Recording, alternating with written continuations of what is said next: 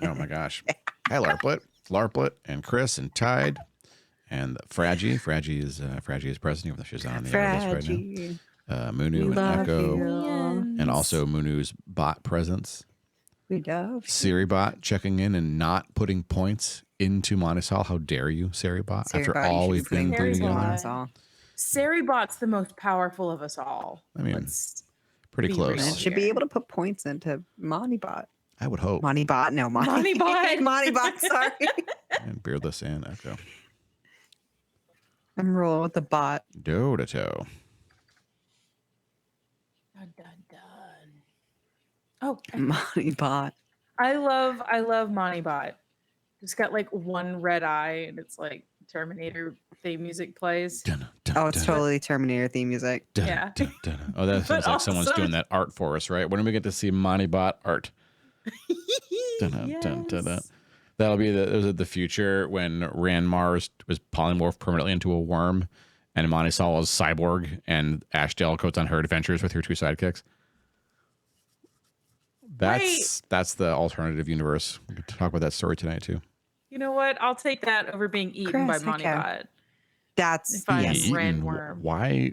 Oh no, Monty's not going to eat a worm. You're talking about Monty's a classy owl. Yeah, but only most owls don't, do pellet things in a backpack. So Monty's special, and I thought she might do it out of spite. Oh, well, that's possible. That's fair. Yeah, I guess that is something we have to be worried about now. Yeah. Monty's too smart. I'm scared.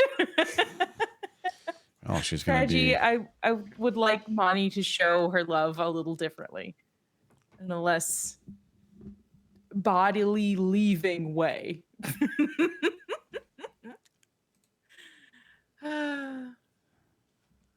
Well, hello. Hello. It's you, and you, and you, and you.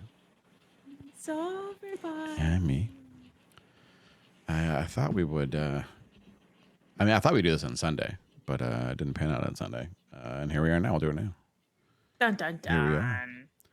And I don't have a plan. I thought sometimes people in chat have a lot of ideas, and this is a great time for you all to start injecting them and asking questions about why did you or not do this or that. What do you think about this? Did you realize Please bombard us with so many questions. I mean, it might actually get be helpful, right? Sometimes, like during the stream, I'll see you all make really great suggestions.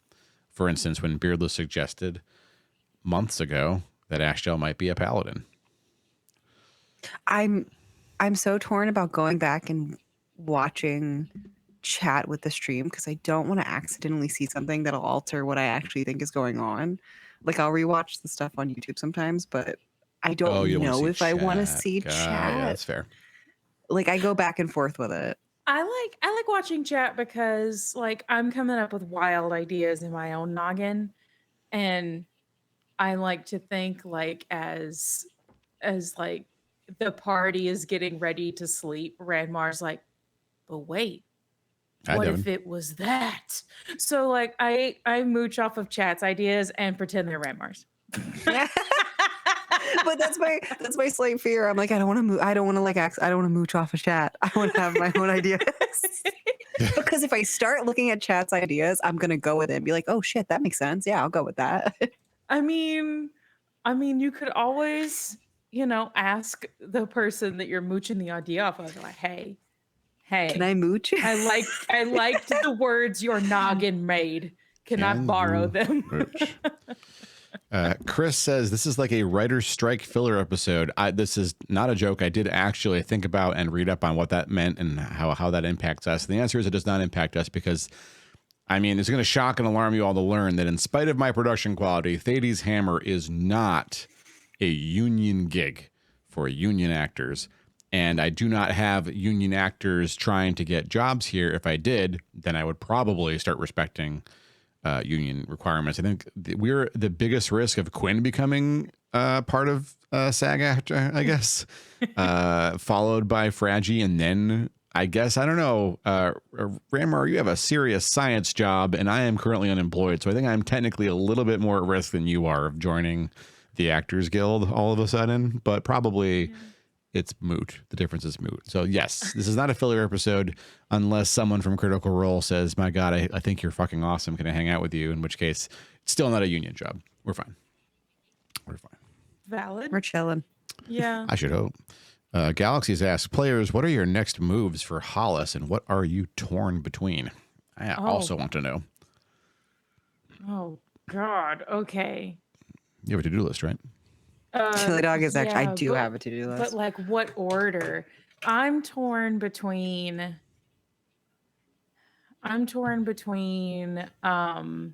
both, like we've committed ourselves right to the vault that we are pretty sure is here in the Reach, under the tower, under the keep. And Raj. But after that, maybe the party, and then question mark back to the Quelland for whatever's in that tower. Yeah, that was my thought. And the Is Sinlay as well, Quelland right? is not. Yeah. You have two elvish forests, and each of them has something in it that is of interest to you. But the Sinlay has the vault that's in a cave, right?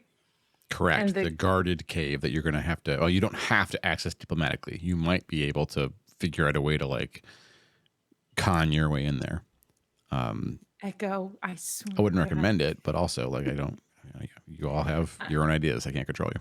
I don't want to fight my way past Elven Sentinels. Inu doesn't know what that is. I don't know if Renmar knows what it is. But Sekhmet Honoras. So any of the highest, like there are guilds in almost any civilization, right? But elf guilds operate a little differently. There are like sort of like merchant level business guilds that literally use the word guild when talking to other folks. But these special orders, capital O orders in Elvish society and the Sinlay specifically. This is not true of the Quelland. The elves of the Quelland are from the Sinlay genealogically, but they abandoned a lot of the practices as they took on their own when they schismed. Maybe we can talk about that tonight. That might be interesting for you all to know a little bit behind the scenes there. I feel like there's a lot of history and lore that I don't know. There's no reason for you to. Like, but yeah. Yeah. Well, I say we don't know it, and then I feel like Ranmar's more supposed to know it and doesn't. And I'm like, the pressure. I don't know what that means. I mean, That's like. Also, I was gonna say that's why Finnegan half the time is like, I don't know what to say. I don't know what to talk about because I feel like I should be more knowledgeable. You literally say that moment. and say, I think Finnegan might know a thing about this, and then it's my job to fill that in for you. That's true of Ranmar too. Ranmar can say, I probably know about this, don't I? And then I will either say yes, and I will inject that information for you, or I'll say, I don't know, roll, or I'll say, there's no way for you to know that. Like if one of you said, I probably know where Cheldanoth is from, the answer is no, you don't, and there's no way to roll for that. Right. But if your answer is like, maybe I know of the first recorded sightings of Cheldanoth, I would have you roll, Ranmar specifically, whereas Finnegan and Esmer would have no way of knowing that information. Yeah. Right? You know, and versus like, you know, I know Cheldanoth's name, none of you have to roll for that. Or even like if one of you like, what the hell is Chili Dog's real name? So I can say it to this like ancient entity. Because if you say Chili Dog to Kithriel, Kithriel's not gonna know what the fuck you're talking about. But if you say Cheldanoth or the Wanderer or something, you know, it might be actually telling because Kithriel didn't use the name Cheldanoth. But wouldn't an ancient being know, right? The Wanderer or the Stranger. Yeah, one of those. Yeah. Beardless, it's not ascending. I have other plans. I'm working on it. I got plans behind the scenes. Don't worry. I guess there's a number of questions about romance and wooing stuff. We'll do an entire portion of tonight's episode just on campaign romance and ship possibilities for you all. So that I'll have ideas for channel point redemptions. No.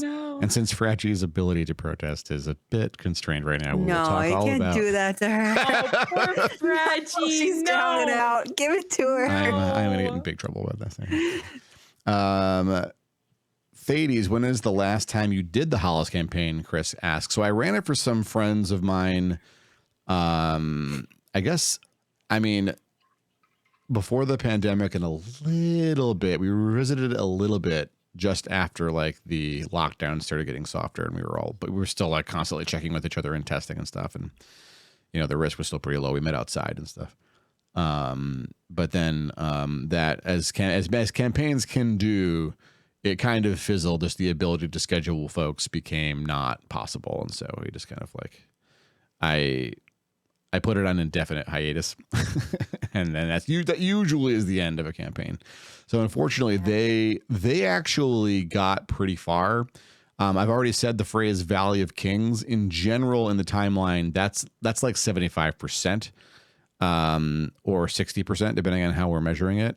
This time they might get there even faster, so it'll be like 50, but it's still very far into the campaign timeline. And they had just completed that and gotten some huge fucking answers about some stuff.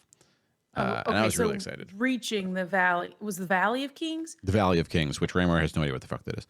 Okay, but reaching it is the halfway point, not hearing about it. Correct. Yeah. Okay, I was like, are we halfway through? By reaching it, I mean literally there is a thing there that the players will need to tackle. It is a bottleneck in the campaign story because there is a thing there that must be addressed. Oh no. Yeah. And that's the last time, so it's been a couple of years. I'm scared. I'm always scared. I'm also always paranoid and scared. Gotta give Rachel a note to bring to Ashdale. Now I want to know can't go in the thingy, though. Who's older. Chel'danoth is the oldest entity on the plane. Older than the gods, older than Nightscale. And Nightscale is 3 times older than Kithriel and change. So Kithriel is only 3,000 to 4,000 years old. No one really knows. That's kind of the point. Only 3,000 to 4,000 compared to Nightscale. Yeah. And Chel'danoth, right? The difference being that, Chel'danoth has a literally alien mind, very hard to communicate with, but it's also had a lot of time to study the species of this world, and so has an easier time communicating with them than Kithriel does, even though Kithriel grew up here.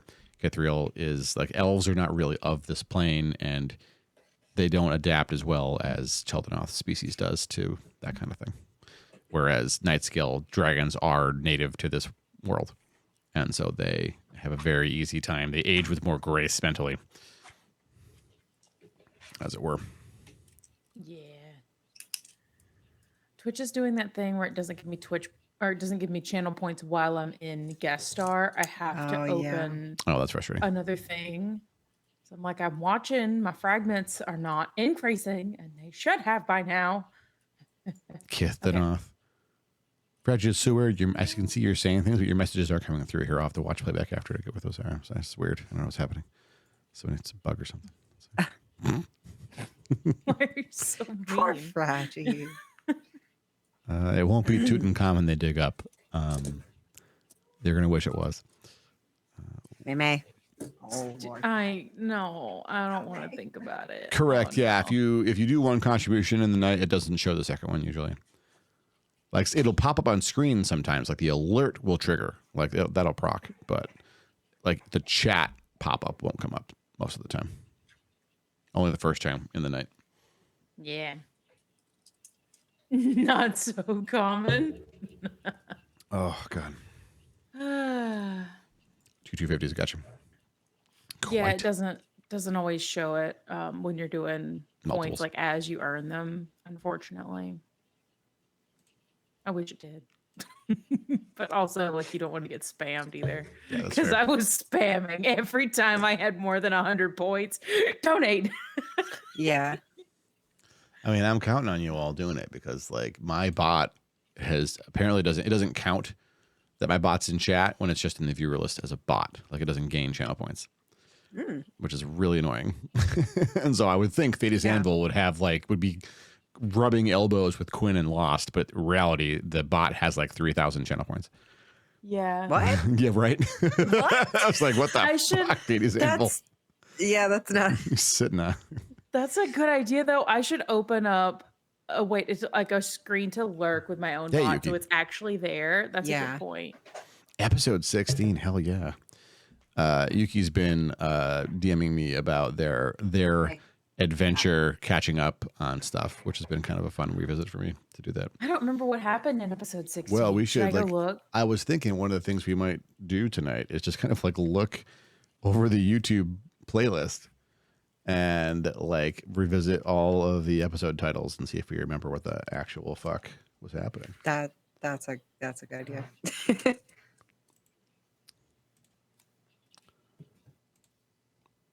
Be really great if this would not start playing. Oh, episode 16.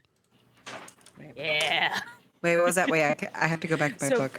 episode 16 was the God, one episode where 15. we let's see, we split up the loot from the vault. We learned Is that Rachel's the one super Monty snatched? powerful. The little thing that Fraggy put in the tree. I don't think so. If it is, it was later, or I didn't write it down. And we learned Aya is not like that was when we took Aya into the vault. That was that yes. episode. Oh wow. Yes. And Oh. Sheila Ronnie called Aya an inheritor, and we're like, Yeah. "Excuse me." Yeah. Yeah, it was that episode. I'm still. I think I'm confused. Do we know what Aya is? Other than the hermit called her a human, Yeah. Ronnie called her an fragment. inheritor, and then the oracle said fragment. Fragment. Yeah. Other than that, no. Okay. I don't like it. Aya's situation is stressing me the most for some reason. Like That's what you're stressed over. I am a little bit. Well, you I have don't to know. focus what- on one thing sometimes. There's a lot going on. she's such a like mysterious little puzzle piece to us. Like she like goes with us, but like we're not sure how, and that is like throwing me. I might start worrying about it more later. That's fair. That has fallen so low on the panic list right now. I also might be a little biased. But maybe I am too with what I'm worried about. oh, to be fair, your worry is the top of the list. That is like, where did she go? Oh my God. Everybody, I need y'all to know, right? So we have that Tuesday session when Ashdale disappears, right? We have to wait all the way until the next Thursday. Mm-hmm. I'm freaking out the whole time. I'm stressed and I'm doing stuff, and we're in backstage, and Quinn's like, "Wait, what happened last time?" And I was like, Are you kidding me? It took me a minute to remember, but once I did, I was like, oh no. It's like I've dug a hole. like, no wonder you're not stressed.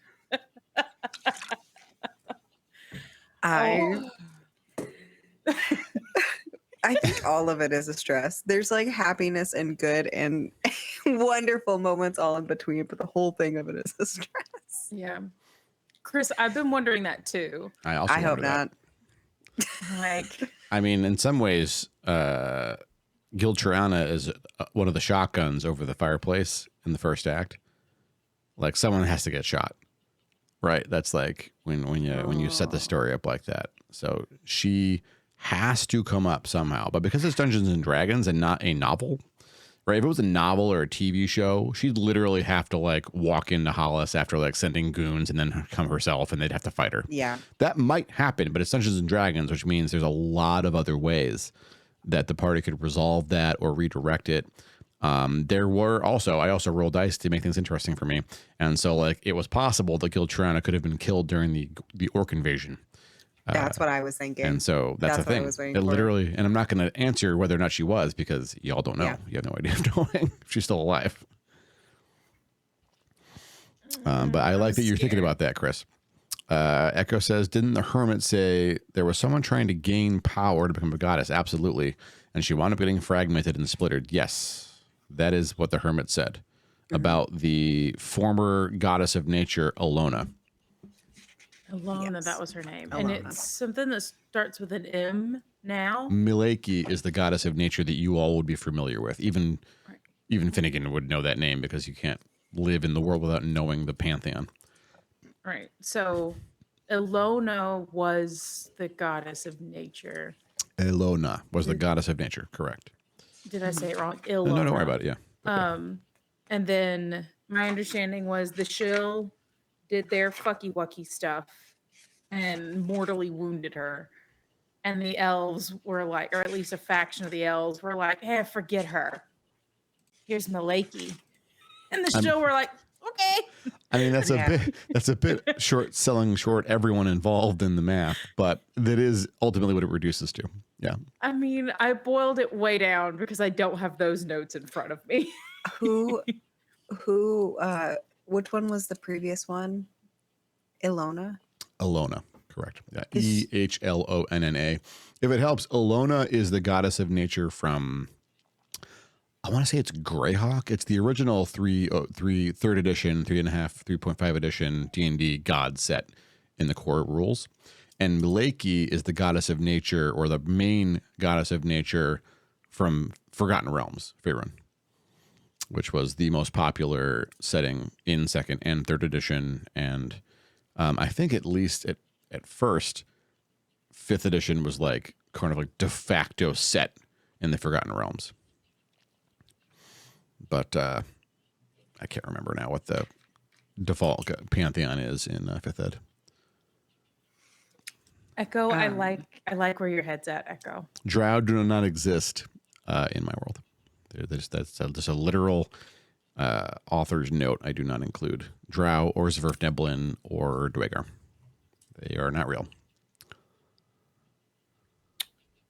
So if you're wondering, no, Dritz will not be appearing in this picture. Since we clarified Alona and Maleki, I'm assuming my note here that says the wounded goddess is in search of the artifacts is reference to Ilona. Correct. You nailed it. Yep. Don't. Yeah. So the hermit was trying to communicate that that was essentially the inciting incident for almost everything. It's why there are elves in the Quellan who, for millennia, didn't speak with the elves in the Sinlay. It's why Maleki is the goddess of nature at all. It's why there is a separate source of godly nature energy in the Quellan that their druids use instead of Maleki herself. It's why the shill hid themselves and cast magic to erase themselves from everything. Because they fought the Beholder War, and they destroyed the Beholders by shifting them into the abyss, where they got raffle stomped by armies upon armies of demons. Except for the King of Ice, who made it back and was pretty pissed. I can't find where I wrote stuff down. You know a lot more about that city than I do, Beardless. I have no idea who that character is. I don't know what any of that means. Dritz Do'Urden is a very popular character from some novels set in the Forgotten Realms, which they were super pulpy. They're trashy, pulpy, fun adventure books about set in D&D times. Oh. And while there's a lot of them, just like 40K, like there's so many like novels written in Warhammer 40K setting, and most of them are just trash. But there's some good, enjoyable trash. You got to sort out the chafe. There's actually a couple of really genuinely good novels too, but those are really hard to find. And unless you read a lot or knew people, you'd never find them, because odds are you'd read a shitty one, you'd be like, this is really not great. This is for 8th graders, and you'd stop reading it. And the same thing can get in the way of the D&D books. However, if you were to find a good one, it would no doubt have Dritz in it. He was the character. Fair Oh, enough. yeah. Oh, yeah. Thank you. Now I recognize that name. I want to say, Galaxy says, I just want to say how cool I thought that was when Alua Talk started. AL. I don't know. Is that a character name? Or I typo is, or is it a I'm typo? confused too. Oh, it's a typo. I was gonna say, was it supposed to be like Alona, or like Aya, or Elona. So we can spell that. We can spell the Elona. name. So Elona, goddess, former goddess of nature, Wait, why? Wait, Oh. what did I say? Galaxies. replaced by Miliki. I have no idea where those Oh, notes that are. I did not spell that. Yeah, I Elona's think hard I to spell. spelled it Elona's hard. Ilona. They're or all hard to something. spell. Or Ilona. They're all hard to spell. Yeah. My favorite is still Aya. Okay, I have to like. Oh, there's the Tiosh Yeah. moment. I don't know. There's know Aya where. right there in chat. If you're curious how to spell Aya, Whoa! How'd you do the AE character is very important because that's how you say the I sound in there. Whoa! You can also spell it the old way because it's probably easier to do it that way. I want to see the old way because I might spell it. That's the old way. That's how I spell it. That's close enough.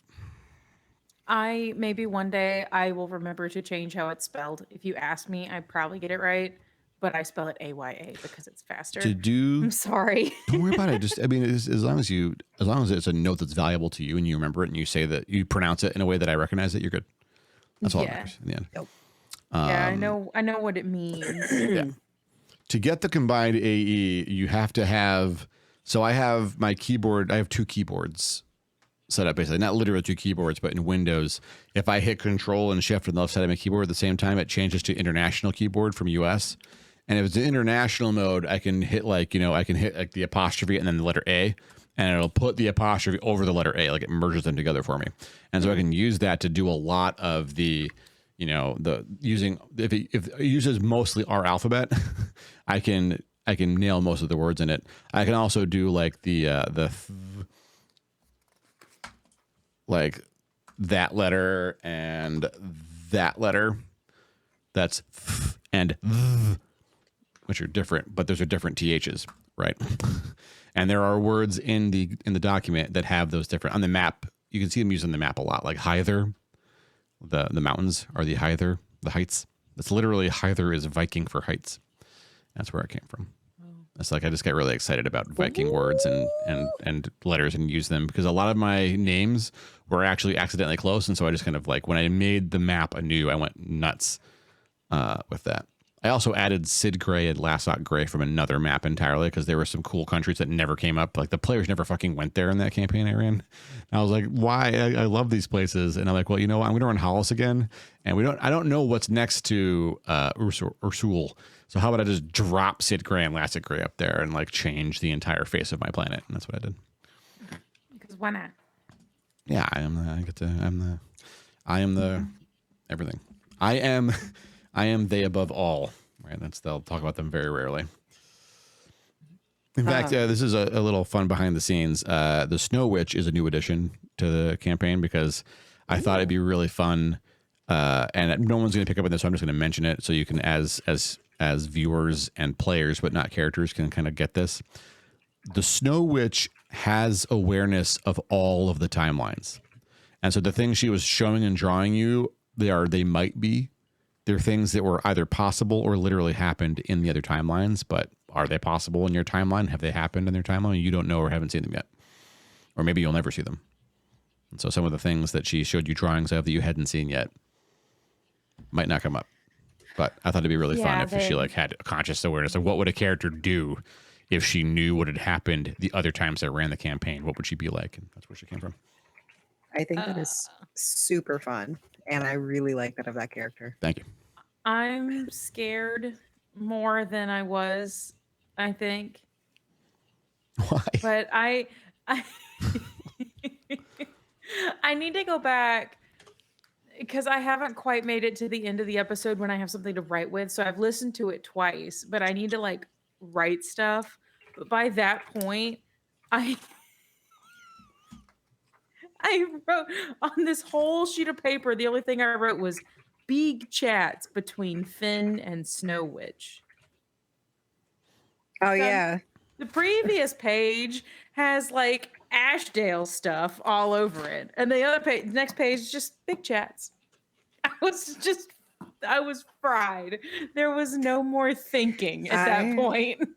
I think I stopped writing at some point, but after getting called out about my relationships by the Snow Witch, I was like, all right, I'm writing.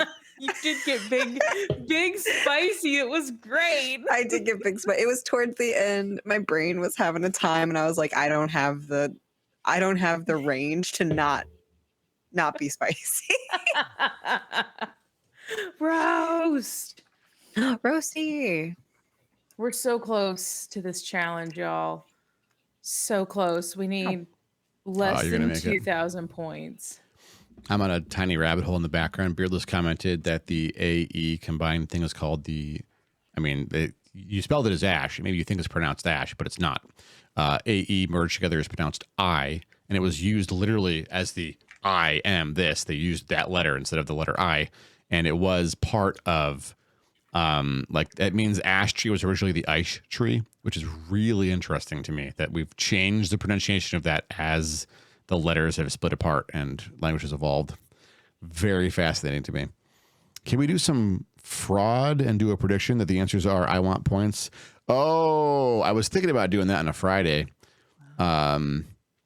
We should give folks warning for that, but we could do that. So I'll have to set a reminder. The idea is that we will do a channel point prediction, and people who want to put points in to donate them to people who don't have a lot of points can put it on one, and then people who don't have a lot of points can put 1 point in a piece on the side smart. 2, and then I just say 2 is correct, and they get a landslide of points.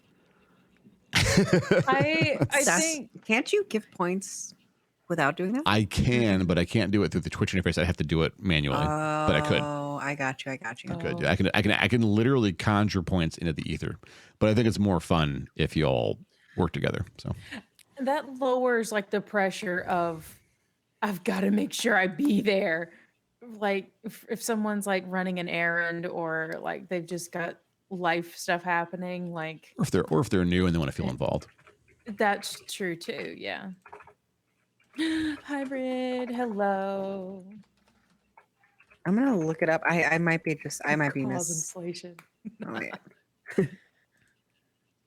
I know you can give like bot points but I don't think you can give is that channel it? points. 100% you can. Oh. Where is it? I don't know how. I thought it was. I'm googling it because I thought it was some command that you have to like manually. It's not a put in or command. It's something. literally an API endpoint, and so you can you could literally, if you had a Twitch developer key. This is what you got to do. If you had, it's easy to get. You have a Twitch developer key. You can manually fill out the URL with your hashed key, or use a bot like streamer.bot to hit the endpoint. I think the easiest thing to do would be to do a custom call in the streamer.bot because it's already going to do all the authentication bullshit for you, and you just hit the API endpoint in the streamer.bot. And I don't remember what the endpoint is. This sounds. My eyes glazed over. This sounds complicated. What about the question that Galaxy just asked, Raymar? I remember. What about that one? Oh, do you want me to answer that, or do you want to wait for me to flail? I mean, I'll do either. Flailing Oh my might gosh, be that's preferred. Do we want to do like? Oh, they completed it. Monty's got. You got it. Nice job, everybody. Oh, Money. I mean, it is technically better viewer experience if they're made to wait, whether they think it is or not. But I can also just do a poll, and if everyone overwhelmingly votes that they want you to spill it now, you can spill it now, or you can decide. What do you want? I'm okay with a poll. Let the people decide. You already but making a poll, Quinn? there's also the very real possibility that my brain freezes up and I chicken out. So I'll let you know what I have planned. I mean, you had how many messages written out? I had 6 full 25-word messages. It was variations of the same thing that said slightly different things. I mean, it's possible that when you get to talk to her again, you won't be constrained by sending because it might be some other communication method, right? So maybe just the theme of what you were trying to communicate was good. I mean, people got that if they were listening to that episode because you set the message. You said it. I tried so hard. And the viewers got to hear it, so it's not like they were left That's out. true. That's true. Oh. Oh. You're doing great, Thing everybody. you got 6 versions. I did have 6 full versions. Did I not fill out the timeline for episode 21 yet? Because I haven't yet. I'll have to do that. I've got to go back and The timeline's like enormous. on a weekend go and like fill in my notes, or multiple weekends. There's like 60 hours of streams. It's awesome. It's now impossible for me to like review the entire show. It is now no longer a practical thing that I can do, which is really interesting to me. Mwah,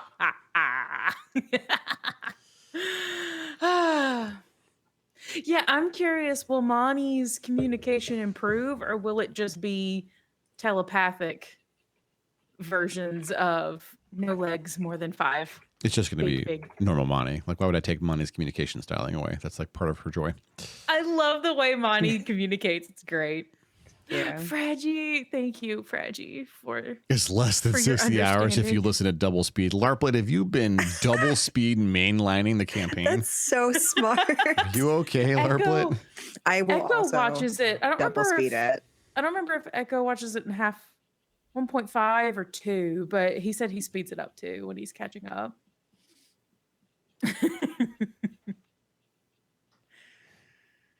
Yeah, the like nice little the 1.5 is far different than 2.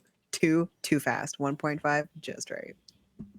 1.5 is like a nice rapid speech. 2, Yeah. I'm like, 2 stop is it. too. Yeah, 2 is too fast. I can't keep up. I mean, it does kind of depend on who the speaker is and how fast their cadence already is. Yeah. True. But yeah, Chipmunk Esme. My 125 audio to processing 1.5 connected. usually for me. Like if it's like someone like H Bomber guy, they tend to speak pretty quickly already, and so speeding them up, it just gets you can't keep up. My brain can't keep up. Yeah. Yeah. It's like porridge. It's just right. It won't go Oh. chipmunk mode because it repitches it, like it doesn't pitch it up when you speed it up on YouTube. I've been listening to Critical Role. At one point I was caught up with campaign 3. Now I'm like 4 episodes behind, but I'm catching up with campaign 2 right now. And one of the sweetest things, like I started crying. I watched it about 30 minutes before the stream. I Oh will my not spoil gosh. it, but I started crying. It was the sweetest thing, and I officially have a favorite character. I already liked this character, Aw. but like it's solidified. I was like, that's the cutest thing I've ever seen. I love them so much. But I have to listen at normal speed because I can't brain.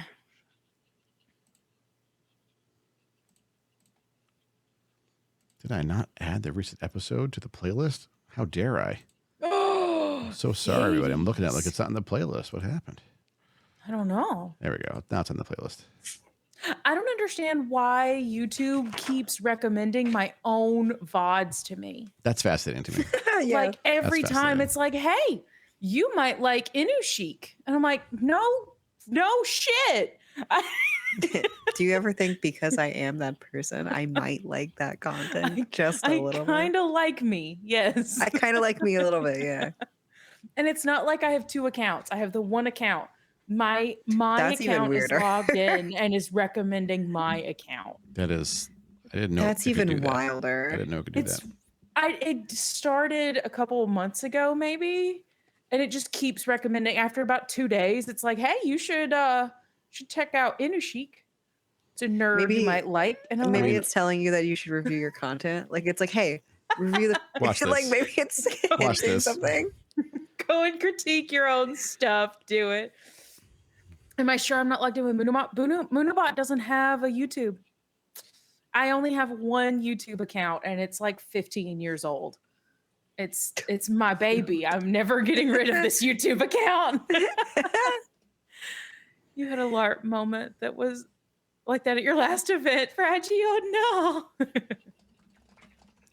Gotta block my own account. I know, right? This nerd keeps showing up on my notifications. Just- No, I think I posted a screenshot of it on Thaddeus Discord in the Hollice campaign chat because I clipped out. I had a whole stream where people kept redeeming hashtag Ashmar, hashtag Randale. So I clipped out all of the irrelevant gameplay shit, and it was 30 minutes of me losing my mind in like a 3.5 hour stream. And that's what YouTube has most recently recommended to me. Love that. Moonu, it is your decision. Everyone voted overwhelmingly for you to make I the call. like that. Oh, I it's like my that yes decision. and no were tied. What were they tied? One. One? Someone- Okay. someone- apiece. You never Okay. know what the noise ratio is, but I always figured there's at least one person voting for lulls, and so like if there's only one for each, I think this could just be lulls. Yeah. Okay. I'm gonna keep it a secret. Number one, because I think it's more fun when y'all have to wait, Yeah. because I have to wait to say it. True. And two, definitely not because what if I chicken out? Also, it feels Incredible. like it feels like an in the moment thing. If you say it beforehand, I know. whatever it is, it'll slightly take away from the impact that it has like in the moment. Don't laugh at me. I'm doing that thing that like you see in movies of like teenagers trying to get like ready for like their first date and they're practicing in the Yeah. mirror. That's Hells me. yeah. I'm like, I gotta practice in private Yeah. so I don't mess it up. I have a whole half page of what I would say to Aldi if situations come up, just to prepare, because I Hold on. never know when things are gonna come up and when I need to be smooth.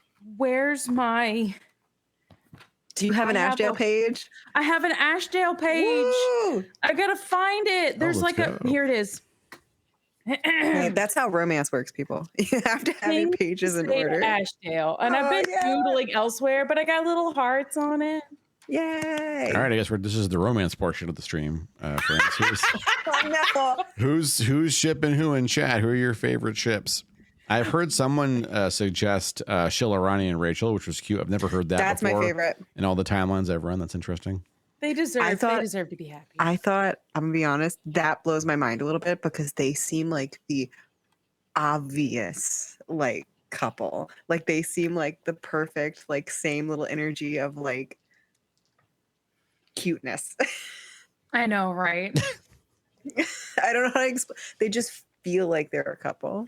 Oh my gosh. Rachel, Ranmar, and Ashdale implies Ranmar and Rachel. Y'all. I can't date Chili It's- Dog. It's another secret, but I have a plan. I don't know if it's gonna work, but I have another plan Oh, gosh. for Rachel. It's not a romance thing. It's a helpful thing, but it's a plan. Okay. And Okay, I gotta okay. try it at the opportune moment. Favorite ship is Okay. Ashdale. Is Ashdale the favorite character of this timeline? It seems like Ashdale's the favorite. Beardless. Ashdale's my Stop it. favorite. Well, I get that. Large but- ancient dragon. Beardless. I mean, Night Scale is kind of always like the secondary favorite. Like, there's no one who doesn't mention Night Scale when they're listing their top 3 characters. Anytime I've ever ran this, ever. But usually number 1 is Rachel. Usually there was like, oh my god, I love Rachel. Everyone likes the Rachel character. Maybe it's because you haven't seen her fight in broad daylight yet. That's coming though. So I'm sure it'll be really cool because she was like, she went through a doorway in the dark and Ramar needs glasses and couldn't see anything. no one could see. Yeah, Like Esper 5 failed rounds. all of her perception checks. So all you know is that you think she uses 2 whips, and Elvir called her Whippy. That's what you Yeah. got so far. That keeps getting me. I was going to ask about it, but I didn't want to intrude. Oh, you didn't want to ask Elvir why? I know, like I they're was having was this, yay close. they're having a reunion. Like, what you mean, Whippy? Yeah. Yep. That's mean- exactly what my brain did. That's pretty much a Bard thing to do. I'm so worried that I'll intrude, like, and just be like, okay, but I know this is a nice moment, but tell me why. I need your Embrace- information. Embrace a little bit of Ranmar's energy when it's quiet. Just say something. I will just start going. The moment it's quiet, y'all watch out. I'm just gonna talk. Don't let it get quiet. That's been my solution to the problem. I do have to admit to you all that the odds that Ashdale and Rachel get shipped in this timeline are very close to 0 because they were shipped monogamously in the last timeline. And so I feel like as a writer, I've seen that relationship play out. And I don't know if I could do the same thing, basically. It wouldn't be the same because there's a Ranmar Ashdale thing happening now. But. Ranmar stuck their nose in it. Hey, you forked the timeline. That's bound to happen. I did. I started giggling when Hades, you accidentally said Rannigan, and chat was like, huh? Oh, there it is. The mystery ship that no one realized they want. That was funny to watch unfold in chat. See, like, even if someone comes up with a really good theory and I'm like, wow, like, and I didn't want to see a good theory, like stuff like that, it's so worth watching chat for me. Dang. But I get not wanting to like, but then I miss out on those little things. Like it was just like, I think 3 lines, 3 messages in chat, and then it was over. Wonderful. Mwah. It was just so funny. Oh, it was good. It was good. What about Polly and Kadsky? I see Polly and Chili Dog, but Chili Dog can't. I don't think Chili Dog can date people. They probably can, but I don't think he's focused on that right now. I don't think Chili Dog needs or wants people for their own. I was gonna say I don't know if Chili Dog can. What if he just? No, look at this look we're getting. What if he just needs a companion?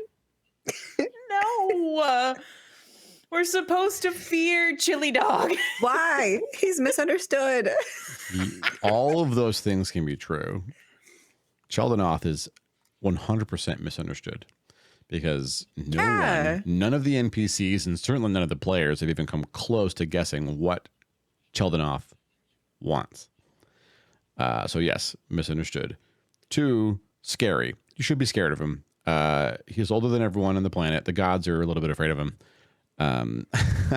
Like he goes where he wants. And there are very few that would, I mean, it's not like he is like easily going to paste anybody in a fight. There are beings that could stand up to him in combat, but no one's coming out of that uninjured if they actually literally fought Sheldon and he stood his ground. Like it'd be like 2 animals facing each other. They know that if they have to fight it out, they're not getting out without maybe dying themselves later. So Sheldon is very dangerous and very scary. And who's to say he doesn't want someone? I think for dinner would be great for him. No, I mean, in the way you literally said it, like companionship. He could have like a platonic thing going on. It doesn't have to be like a smoochy relationship, but like I'm holding out hope for him. I know he's in my brain and infecting it, and I'm biased probably, but like I want that for him a little bit. I don't know. I know my character is very, very paranoid, but for some reason, like I would fight for Chili Dog. I would fight for Cheldnoff for some reason. My character is just like loyal to Cheldnoff for. I can't answer it. Maybe Finn can at some point during the campaign, but Sheldon has been helpful. He's been so helpful. Yeah. He's been showing me all the stuff. He's been letting me in on the inside. Yeti asked, wait, who's using 2 whips? Esmeralda saw Rachel using what appeared to be 2 whips when she fought the phantom dog thingy, the shadow dog. Oh, I thought she tackled one of the shadow beasts in the No, I thought she tackled one of the robo gorilla wizard things. Yeah, that. Yeah. I know you kept calling them robo gorillas, and there are no robots and no gorillas. So I think you maybe clouded your memory of describing the thing I am describing, which was a shadow beast, which was basically was a wizard, but is all distorted and very strange and was gorilla shaped. I may have used the word gorilla, which maybe sent you down that rabbit hole. I'm so sorry for that. You did. And Rachel grabbed, there were 2. Rachel grabbed one and bum rushed it out of a bum rush is when lots of people tackle a thing. A bull rush is one person pushing, which is a D&D move. And she took it out of the vault to fight it on her own. image address. I'm gonna post something in Hollice campaign so you can see what I see when I'm talking about these things. I'm excited. There. Chili dog can eat Polly. Poor Polly. Polly. Okay, there was actually one campaign where a player tried to date Polly. And I will set it on the table here. There is no one in the campaign that Polly will date unless a player tries to date Polly. That is the only ship option for Polly. Oh. So now you know. Now you know. I don't trust Polly. Not one bit. Randmar all he's done is help. Unfortunately, but That's this is why Finn is paranoid, because all of the characters that y'all are like, we don't trust them. I'm like, that's all they've only helped. They've only done helpful things so far. They haven't done anything. Finn is distrustful of everything in the environment. And the few people we do trust, you're like, I don't trust them. But the ones that we trust, you're like, no. I don't, maybe it's not even a full trust. Maybe it's just like they've got something else there that makes them feel a little more complex than they're being painted. And in Finnegan's brain, that's enough to go like, wait. And be like, wait, you seem, because like Polly came to the table starting with helping us. That's how he like entered. He was real weird about it. But he also was real weird about it. into a dark, was it a barn or an alley? I don't remember. He did things in a very shady, creepy way. But he did help. I do think the way he does go about things, I think he would be there for his own benefit, and as long as it benefits him, he'll keep going. But I don't know if that makes him completely distrustworthy yet. Interesting. Just real shady. It's real shady. It's real really shady. That is Polly's entire thing. Oh my God, Ravioli! I thought you were thunder. Shut up. A couple of folks are saying, Yuki concisely summarizes a lot of thoughts, which are enemies to lovers is one of my favorite tropes. Yeah. So that's happening in the book. It won't happen in the campaign because I'm spoiling it here, but Milavir, our little favorite ray of sunshine, and Rachel, the literal ray of sunshine, are angsty Angie the entire time in the book, and they get shipped near the end of the novel. So that's happening there. Yeah. Incredible. Yeah. So instead of Elvir, which is like very clear kind of a thing there, which is just an example of a non-physically affectionate romantic relationship, which is totally legitimate. And it has to be that way because Rachel would kill him if she touched him. So that's Elvir and Rachel in a nutshell. That helps paint that picture for you. Do Succubi have prehensile tails in this setting? Yeti says, I'm not going to answer questions about Rachel's physicality, but wait, she is going to fight things in broad daylight, and she no longer feels like she has to hide things from the party. So, yeah, she only just revealed that she can fly, right? Like officially. Yeah, and I guess I didn't actually succeed at describing this, but she has been Supergirling her way with you while you ride your horses. So, I kind of figured, and I hoped. Oh, cool. I either assumed that or she was zooping into her plane. Oh, going to the ethereal plane, she moves more slowly in the ethereal plane. And the shadow plane is a little bit more dangerous. So she'll have to fight things there. So she'll only hide in the ethereal plane if she needs to hide. That's fair, yeah. Movement there is just slower. It's like, I think half speed. She's a little faster than that because her fly speed is good. Not literally good, but it's like she can go at a really good clip flying. So she can move quicker than you all can on the ground, like in the perimeterial when she's in the ethereal, but it's still slow. Slower than she'd like to go, I imagine. Yeah, she likes being with you all. Yeah, we Rachel's like when she's so with good. us. Yeah. I love her. Wait, didn't you say that other parties took a while, or maybe not all the other parties, but another party of yours took a while to warm up to Rachel? The very first party sort of set the stage for Rachel in that they were all, and I'll just call it what it is, they were all cishet white dudes. They're my age. They were the people I designed this campaign for. And they all would tell you they were allies if you asked them. And to a degree, they were, and some grew into being actual allies, and the others, well, one of them literally left the campaign because he told me at one point, I'm just not comfortable with how well you present women. because the way I played Rachel and Mielavir and Nightscale was so convincing that it unnerved him, and he needed to not hang out with us anymore. And it wasn't just the game; he stopped hanging out with us.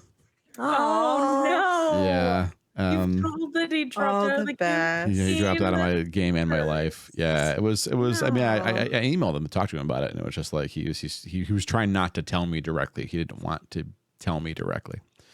Yeah. That he was confronting some stuff. Well, the dude was like from Kentucky, and he had moved up here a while ago, and he was like, he's of the nicest people you'd run into in Kentucky, but he was also 10 years older than I was, and like had some stuff he hadn't unpacked really in a way. He's a good guy, but you know, he's got his limits, unfortunately. I haven't seen him in years, and I hope he's okay. That's all I can say. Anyway, but he and Fall Down Go Boom and one other player they were a cleric, a ranger, and Elvir. Literally, one of them was playing Elvir, right? Elvir was a PC in the very first timeline. And not quite the way I play Elvir now, but this is what he seemed to be going for. What he kept telling me he was going for. And so I present him the way the player told me Elvir would be. And so I play Elvir very differently than he did. He played Elvir a lot more like I run Mielavir, I think. Like Mielavir being like essentially like a very violent Batman Solid Snake. Like she will kill you and she does not care. Elvir is a little less violent. It's more like a James Bond. So anyway, so the three of them encountered Rachel, and remember I had designed this campaign to challenge and scare them, and they were second edition veterans. And so every room they walked into, and that module that you all did, like the dwarf, the Dragon's Forge, is a module from third edition, and it was horrible. It was so mean that there was stuff in it that I nerfed and removed because it would have just pasted anybody. There was like they literally put a creature in the bottom of a cave to see, and they said that told you in the module, if the players fight this thing, expect them to die. It's here to teach your players that they can't fight everything. I'm like, that is not a way to run a game. God. Why would you do this? Right. And so I changed that creature. And so they ran into something that looked really scary, but it was asleep. And I remember it was one of the best scenes ever. Like there was a chest behind it. You didn't even go to this part of the entire place. You skipped it, basically. I know. I didn't realize we missed a place. I thought we combed the whole thing. I mean, I kind of like forgot you were new players in a way. Like I literally set the quest marker with Mielavir. And in my experience as a DM, usually parties would be like, well, let's clear this level and then go to the next one. But you didn't do that. You were much more in character. It makes more sense to say, well, let's go help Mielavir find her brother. That's the priority. And you short-circuited everything. And I went with that. I could have steered you that way if I wanted to, but it's important to me that you have control. And so I just went that way, and it was fun. Anyway, so there was this cave, and there is a cave off of a cave down there where some kobolds live, which is a very interesting conversation. And like, they were scared of the kobolds because kobolds are tiny, but they're like usually well organized, and there's lots of them. And no matter how good you are, if there's 3 of you and 50 kobolds, you're fucked, right? And so like they had a real tense conversation with them, but the kobolds were hiding and they wouldn't go into the cave because it's scary. And of the 3 players, one of them is like, but there might be treasure. And you need that kind of player in this campaign because it's what makes everything get crazy. So the treasure finding guy, Elvir, sneaks in. I shouldn't say Elvir because this is not the Elvir you all know. Anyway, so this player sneaks his rogue into this cave, and there's a giant lizard in it. And it's too dark to tell what colors it is, and the players are freaking out. Is it a basilisk? Is it a dire lizard? Like, what is this thing? And he makes his sneak check, and it's pretty good. And I don't show him the creature's perception check. And so I like, you don't think it notices you. And the whole party's really quiet, and they're staring at him with this look that says, are you sure you want to fucking do this? And the player looks at me and he's like, I'm gonna really carefully creep in. And if it looks like the thing moves or notices me, I'm gonna get out of here. I was like, okay.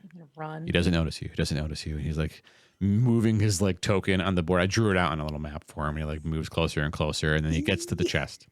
And I'm like, the only way to get to the chest is you're gonna have to basically pull a Van Damme and do the splits over these rocks to reach it, because there's just no other way to lean over and grab it. He's like, I can do that. My dexterity is really high. I'm like, I know you can, but I'm telling you that's the position you're gonna be in, with your crotch over this lizard. And the other players are like, because at this point they know he's committed. They know he's fucking committed. Yeah, and so he gets there and he does it. Yeah. I don't even make him roll for the check. I'm like, if you're going to hang your crotch over this thing, that's fine. And he's over it. He says, I'm reaching down. I'm going to get the chest. I say, okay. And I say, make a strength check. And he makes his first check. He's like, oh, it's only a 10. And I'm like, yeah, well, the chest weighs like 250 pounds. So that's not going to do it. When you're doing the splits over this lizard. And the guy's like, fuck. And the other player's like, what did you fucking expect? Right? It's a treasure chest behind a lizard. A treasure chest that weighs 8 pounds. And so he tries to move it a second time. And then I roll a die behind the board and everyone gets quiet. And I don't say anything. And they're like, okay, so did the chest move? I'm like, you have to make another strength check. And so he does. And I roll again. And I say, the lizard moves, and the player froze and stared at me like his face went white. I've never. I succeeded in scaring my second edition veterans at this point because he looked like, oh fuck, is it new character time? And the other players are like, do we have to go in and die to save this idiot? Like, what are we gonna fucking do now? They're like looking at each other, and like the cleric is already like looking at his spells, just reviewing them because he's getting ready to go in and deal with this fucking thing. and then I say, and he said, "What's the lizard doing?" "Oh, it's still sleeping," I said. After I let them sit there for like 30 seconds of like silence and stress, it was like it just stirred in its sleep, and then there was a, "Oh, you fucker." and it says, "Can I open the chest?" I said, "Yeah, it's not locked." And he was like, "What? You didn't ask. You tried to pick it up." So he opens the chest and it's like full of copper coins. No. And he's like, "I'm not gonna lug this copper fucking chest out of here. What the fuck? It's literally the loot that was in here." And for the record, it was behind a roper, and they were only 5th level. And if you don't know what a roper is, don't worry about it. Just know it would end them. If you're Googling it right now, enjoy yourselves. It's a really fun time. You're gonna wonder, why the fuck would you put a roper in this like level 5 character dungeon? It's terrible. It's basically a fake stalactite that abuses its victims as they die, and its CR is very obnoxiously high. Ew. They're awful. So instead it was a giant lizard, and I feel like I accomplished what they were going for in the module, and it was much more fun. So he did actually get that chest out of there. He rigged up ropes and stuff, and he's still stuck with it. And at that point, I just gotta let it pan out with other players. Like, oh my fucking god! Like, but he got the chest out of there. Because at the moment he's like saying, "Well, this strength much and this much weight, it's probably fine. I'm just gonna let him. It's fine. Like, you can carry 250 pounds out of there. It's not. I'm not worried about it." But he did have to, because it was sleeping. He actually stopped doing the splits and just got down and picked that thing up and crept out of there. Why are we going this fucking dive? Oh, right. They found Rachel in here. I know that was the setup, right? So they did that. They fought that Spectre, and for them, the Spectre battle was worse because it wasn't just like, ever since the first time, I run the dwarf dead Spectre as a ghost, where you have to figure out the puzzle of why it's trapped on this plane. Right? I love that about ghosts. And I have done that. I did that in campaigns with the same players after their Hollice run. And I stuck with it after that. But at that time, it was just like a Spectre. And so it did literal negative level damage. And so they almost lost levels fighting the fucking thing. And so like they have to they hold out in some of those dwarf bedrooms, and they barricade the door up with the beds and shit, and they sleep it off. And then they're like all freaked out. Like, okay, let's continue getting through this thing to find the key to get into that fucking forge. And so then they get to Rachel, and they're like, I'm like, I describe, they're the most beautiful woman you've ever seen. And they all look at me and they're like, uh-huh. Like, they're not buying it at all. I'm like, it's just some peasant girl trapped in here. They're like, yeah, uh-huh, uh-huh. And we just walked in. Yeah. Everyone since then has bought it hook, line, and sinker, which is also fun for me, but they were just like real sus. Now, the player who was, I'll say, bright enough to try and get the chest from behind the lizard, he was like, this is probably fine, right? Like, and then it was other players who were like, had played a lot of Dungeons and Dragons, and they were just not even having it. So they're looking around, and they rolled like 12s for their spot check and did not see the silver dust. But the whole time, the cleric's like, I know there's something about this. I know there's something about this. And one of the players sees the key on the table, steps in to get the key, watching Rachel carefully, and then breaks the circle, setting Rachel free. And so they let Rachel follow them out of there. And then the cleric's like, okay, I want to look at the floor real careful, because he knew. And he said, do I see it? I'm like, see what? He's like, shut up, asshole. Do I see the silver on the floor? I was like, yeah, you do. And he looks right at Rachel and says, demon. And she's like, yikes. And she like vanishes. But then she keeps appearing and talking to them. And they're like, should we just like, literally in out of character, the ranger's like, should we kill her? And the cleric was the most experienced player of all. And he looks at me for a long moment and looks at him and says, she's really pretty. She's definitely a succubus. It would mop the floor with us 6 times over. We're lucky she hasn't yet. Let's hope she gets bored. And that's all he did. He just tried to ignore Rachel and then chastised her to go away. And he kept like trying to buy scrolls at this went on for months in game, where he would like every time a cart came through, he was looking for scrolls of banishment, exile, like, you know, binding, like anything you could do to deal with Rachel, because he was afraid of her. Aww. And Rachel, so we'll talk about every other campaign says is much more like you all, where they're like, oh, we're adopting the demon. Demons are good. We get it. No one thinks we're good either. Come with us, demon. And they would just like bring Rachel with them and make her part of the family right away, which is what Rachel wants. Right? Rachel. So every character in the game wants something. Here's the tip about Rachel. Rachel wants family. That's what she wants. Yeah. Right. You're going to get that now, right? She's trying to find people to feel like she's a part of things. So she brings value and is appreciated and loved. That's what she wants, because she just loves everybody. Right. Which is her weakness in a way too. But also true to form, she really wanted to help and be friends with the players, and they were not having it. And there was a really tense situation where one of them, again, always the rogue character, got himself in real fucking hot water. And Rachel did something she shouldn't have done, which is because she was also really worried, but she was like desperate to get them to like even talk to her. She said, if you let me in, I can help you. And the rogue desperate's like, okay. And at that moment, I saw the cleric player's like, you just made a contract with a demon, you dumb shit, he says. And it was technically true. It was technically true. And so he now had a bond with Rachel, and that gave her telepathic abilities with him beyond others. He was able to buff him and was able to like get him out of that situation. It really helped.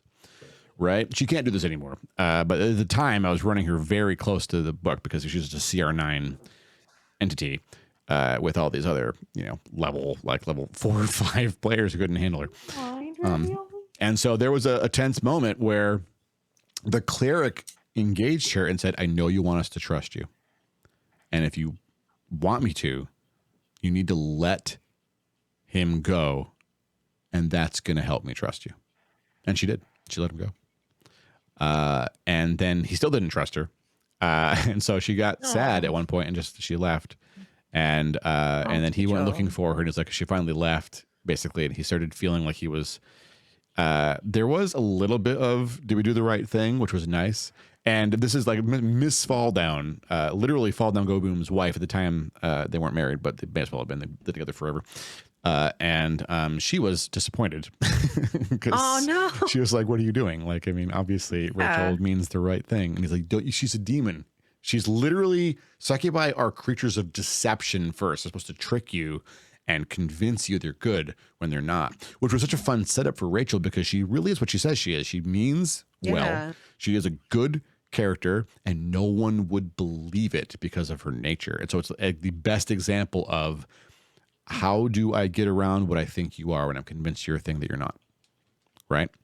And the thing that really got it for them was when they found her again, she was at Yabandon's working with Bast as one of the people behind the kitchen, like cleaning and hanging out. Aww. And the players were like, "Uh-oh, did she compromise Yabandon? Like, do we have to? What are we going to do? Is Yabandon going to fucking kill us?" They were like really terrified because wouldn't you be afraid of Yabandon if you decided he didn't like you anymore? And so the players are nervous, and Yabandon had a frank talk with them about how he believed that Rachel meant what she said, and that swayed them all. They're like, you know what?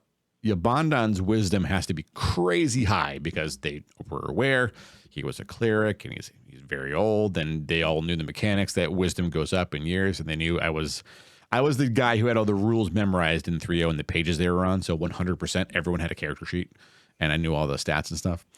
I was moving away from it at that time, but they still saw me as that guy, and so they were confident that's how Yabandon worked.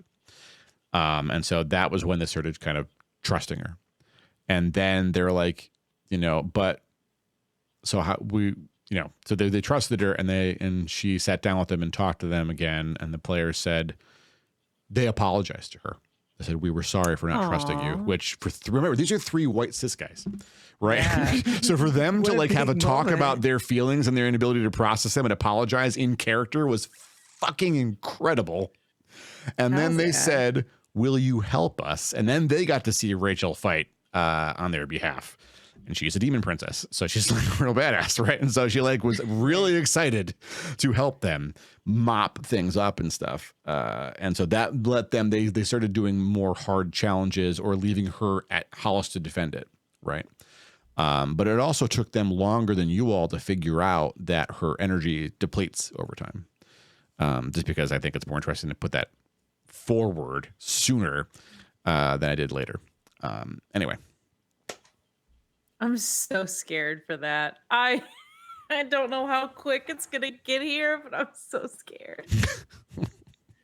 I am getting nervous for the fact that I think I had written down, I think I have it on the back of my character sheet, which means the big important information section, that she has, I think maybe it has question marks, a time or 2 more in quotes. So that's what Sierra Ray, is that her last name? The apothecary. Race. I can. Yeah. What got her up and going again? What got Rachel up and going again? One time will work 1 or 2 more times. Correct. Yeah. Because it is not a perfect thing. It's artificial. Yeah. I don't remember if I told the group that I'm carrying what will get her up. You did not.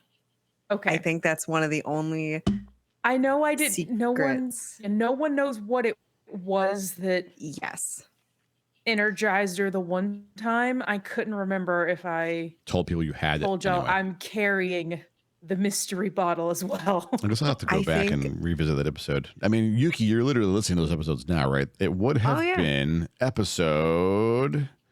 I was just looking at it, actually. Where is it? It would have been 14 or 15-ish, right? It's got to be before 16 because I don't think we were talking about 16 is earlier. when we revisited the vault with Aya. Yeah, it was episode 16. Ranmar and Rachel learn the nature of what Sierra used to restore her energy. Yeah. I just don't remember if so probably episode 15 or 14. Right, because we woke up that morning. Rachel and I went to the apothecary, and Ashdale got, I lost his name, the tailor. Aldi. Oh, Ashdale got Aldi out of the equation, so y'all we can talk to Aya. Yeah, and you went with Rachel too. And we went to the apothecary, and then we all met up, and then went to the vault bar. Oh, I thought we went to we went to get Ashdale, and then we went to the. No, we went to the vault first because we came out of the vault and picked up Ashdale. Oh, you're right. At the beginning of episode 17, I was like, wait, Ashdale's still with Aldi. Oh, you're right. Yeah. So it was episode 16. I don't think y'all know I'm carrying one more charge. She has a long way to go. A long way to go on this charge. The last one lasted 40 or 50 years. I think we might know that something happened, but I don't think we know exactly the thing. You know, it was something weird Weird. Yeah. because Rachel was like, "What was that?" Yeah. And Sierra very pointedly did not answer and just told. I think Sierra noticed that I was like even paler than usual and was like, "That's not gonna work much more." And I was like, "Oh, okay." Wait, that wasn't that wasn't when I was gonna say my character might know even less. Finnegan might know even less because I had to dip out at some point Yeah, from the so apothecary, and I I don't think remember where that came in, or what I like super don't know, or if I'm like caught up if you told me. You're I mostly think caught you up on were stuff. I think we basically agreed that you've had enough downtime as a party to catch each other up on things, except the things that you have each explicitly decided not to share, like the nature of what's in the bottle, basically. yeah. Okay. Okay. Off the top of my head, that's the only secret that we've kept. So maybe you I've all kept. do think know so. that you have one more get Rachel out of shit charge. Yeah. Yeah. Yeah. Okay. That's a good point. Yeah. Grandma has one more thing to try that probably won't work No, it will work one other more time. other than the bottle. But other than the bottle, I have one more thing I want to try. Oh, okay. It's a really cool, and it probably won't work, but it's a Hail Mary I've got up my sleeve. If it comes down to it, I'd like it to not. Preferably, no, but I do like Yeah. Grandmar schemes. Grandma schemes are gonna be real cool. Look, there's like so many. It could either be really dramatic and really cool, and Ranmar has a moment where they feel great, or it's gonna be real embarrassing. It's gonna be a really cool spell. I'm excited. saving it. I know, right? I keep coming up with really cool schemes, and Thades is like, "No, that doesn't work." I'm like, "Oh, okay." I didn't mean it. I'm sorry. No, I mean, like, there's just mechanics that I don't know, and you know lore that I don't know. So I come up with a plan, and it just doesn't happen. Getting creative is good, though. I like that. You might come up with a surprise. That's why there's always another. I mean, there are a couple of canonical ways for Rachel to sort of escape her plight. I'll admit to you, I have a personal favorite, but I don't want to tell you which one that is because it's up to you. It'll influence Okay. us. I have. Oh, it's eating me alive because I want to know if it's gonna work, but I gotta wait. I gotta wait until the opportune moment. What do you mean gay friendly? Rachel is 100% pansexual. She's attracted to everybody. Like, I can see that. I mean, That makes sense for she's Rachel. the happiest, loves everybody. Yeah. Wants everyone to be happy. I know Rachel's so cute. Ravioli. Doesn't do any dating because it would kill him, right? The exception, I know. sort of Poor self, sort of. Rachel. All she wants is cuddles, right? That's all she wants. That's such. Oh, I love Rachel so much. I know. I consistently need to remind myself. I think I actually forget several times during our campaign that like we cannot touch Rachel because I consistently am just like Rachel just wants a hug. Incredible. Or I like know. The first time Rachel got a hug in any timeline was like the most incredible moment. Wasn't it? Was it a grave cleric? It was Barrick. It was Boom? Fall Down Go Boom, the one who was the most Yeah. against her, the one who was afraid from the beginning, who knew what she was immediately, who tried to find every way he could in order to like thwart and destroy and stop her. He figured out a way to shield one person from her energy drain, and he did it. He spent so much money and time on it because he thought he may have to fight her one day. And then when he finally had the ring, he didn't put it on because he trusted her. And he held on to it. And then he looked into, what if we put it on her? Would that work? And then when he determined it wouldn't work, and she was having a really hard time because they had just, I don't want to run too much of this, but they run into a member of her family, which is one of the more emotional moments in the campaign in most of the timelines. And after that, she said something like, "Am I ever not going to feel alone?" And he tells me, I put the ring on and I hug her. And everyone was shocked except his wife, who was like, "Yeah!" Yeah. Because she just sat there and listened like you all watched the show, right? It was the first time Rachel had ever been hugged. And now it seems obvious. If anyone could hug Rachel, they just would, right? But it came out of nowhere in that timeline. Like, I didn't see that coming from a That's mile away. magical. And Rachel was like, I mean, she was obviously very happy because like she knew there was nothing ill toward there. It was literally just it's going to be okay. We're in this together hug from her big brother in a way, right? Which is it was really, really, really cool. I love it. They went on to basically save her. And here's a spoiler. This is not that much of a spoiler because it's kind of happening to Ashdale right now. When you work through the NPC's shit and get them to the other side of it, you level them up like crazy. And so Rachel came back as a goddamn badass, and she's already a badass. But they needed her to be because they had a lot of shit they had to deal with after that. So I'm scared. Oh. I mean, she could also, I'd be really upset if she dies, but she could die. Like, I have to admit that it's a possibility still. It's true. So I see Yuki saying save Rachel in the chat. Yeah. It is a thing you have to put work into. I can't. If it's any consolation, Ranmar's going to do their best to figure it out how to save Rachel. I believe you. I mean, it's nice that you have a Virgonine who was able to put together a thing that it took the other party a long time to figure out. Yeah. You have one high risk path out. Yeah. It's they did it before. Let's literally convert her into something else and hope she doesn't get fired as she walks in the door, basically. Doesn't the machine that's required, doesn't that eat a lot of expiration energy? You technically don't know how the machines are powered. That's not that. What you just said is not an unreasonable hypothesis for Ranmar to have. Okay. Like, how do you power the machines? You're not sure.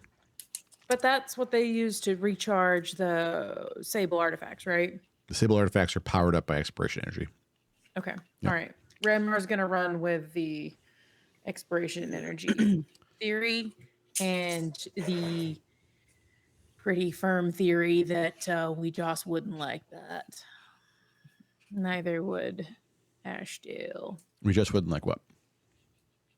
Siphoning off the energy of dying people to power a machine. It belongs to Rejas. So, Yeah, but also some think... people have hypothesized that Rejas just spoke to you. So maybe you have a way to like figure out an audience. Rejas is the Raven Queen, right? Correct. Yes, the Raven Queen. I'm going to be honest, and I'll say it out of character so I can't get in trouble. But I have a bone to pick with Rejas a little bit.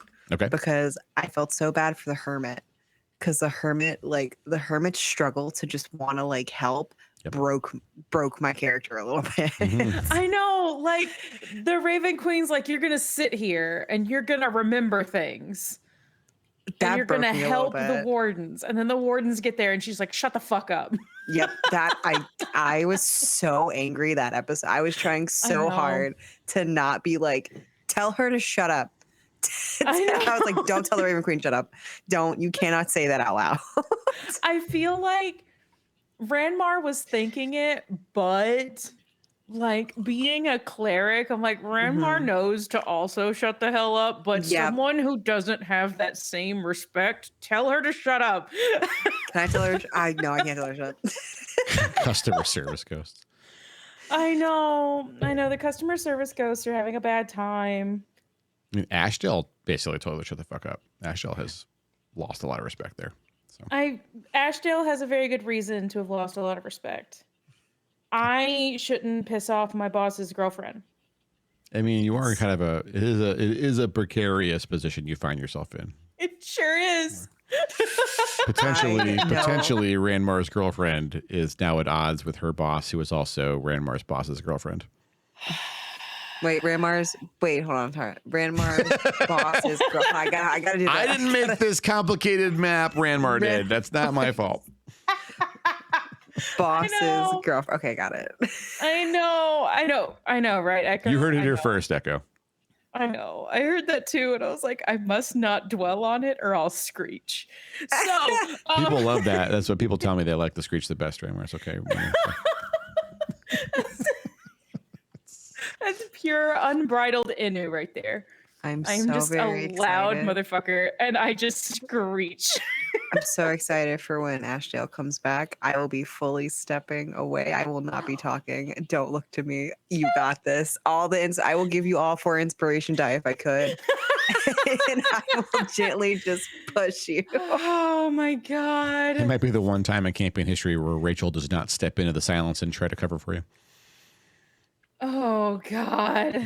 No, okay, It's like okay. Rachel's whole okay. thing is to start blabbing when everyone's quiet and you're gonna get fucked. She's like, I "I'll just appreciate her so much for I that. know. start I talking." appreciate her so much. For that. I do too, because either she's gonna do it or I'm gonna do it much less gracefully.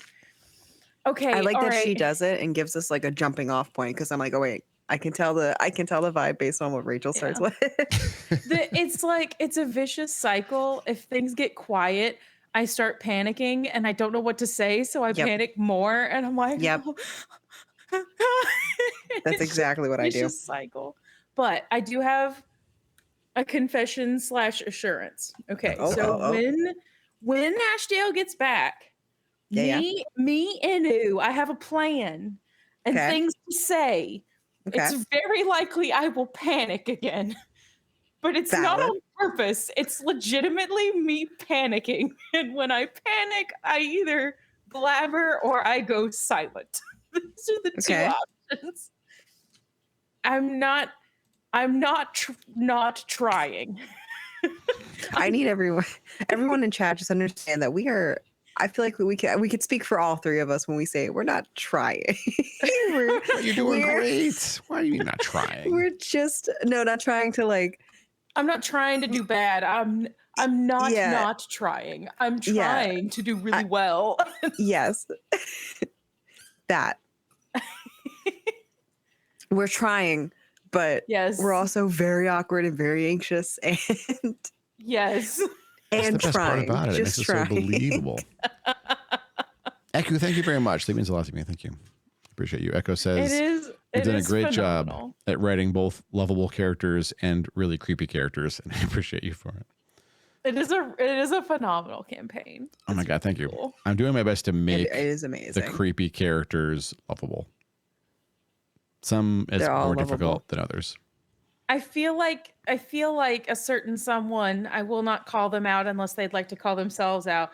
We're very, very smitten with Kithriel. And I could have evaporated out of that room and not been upset by it. I did not like Kithriel.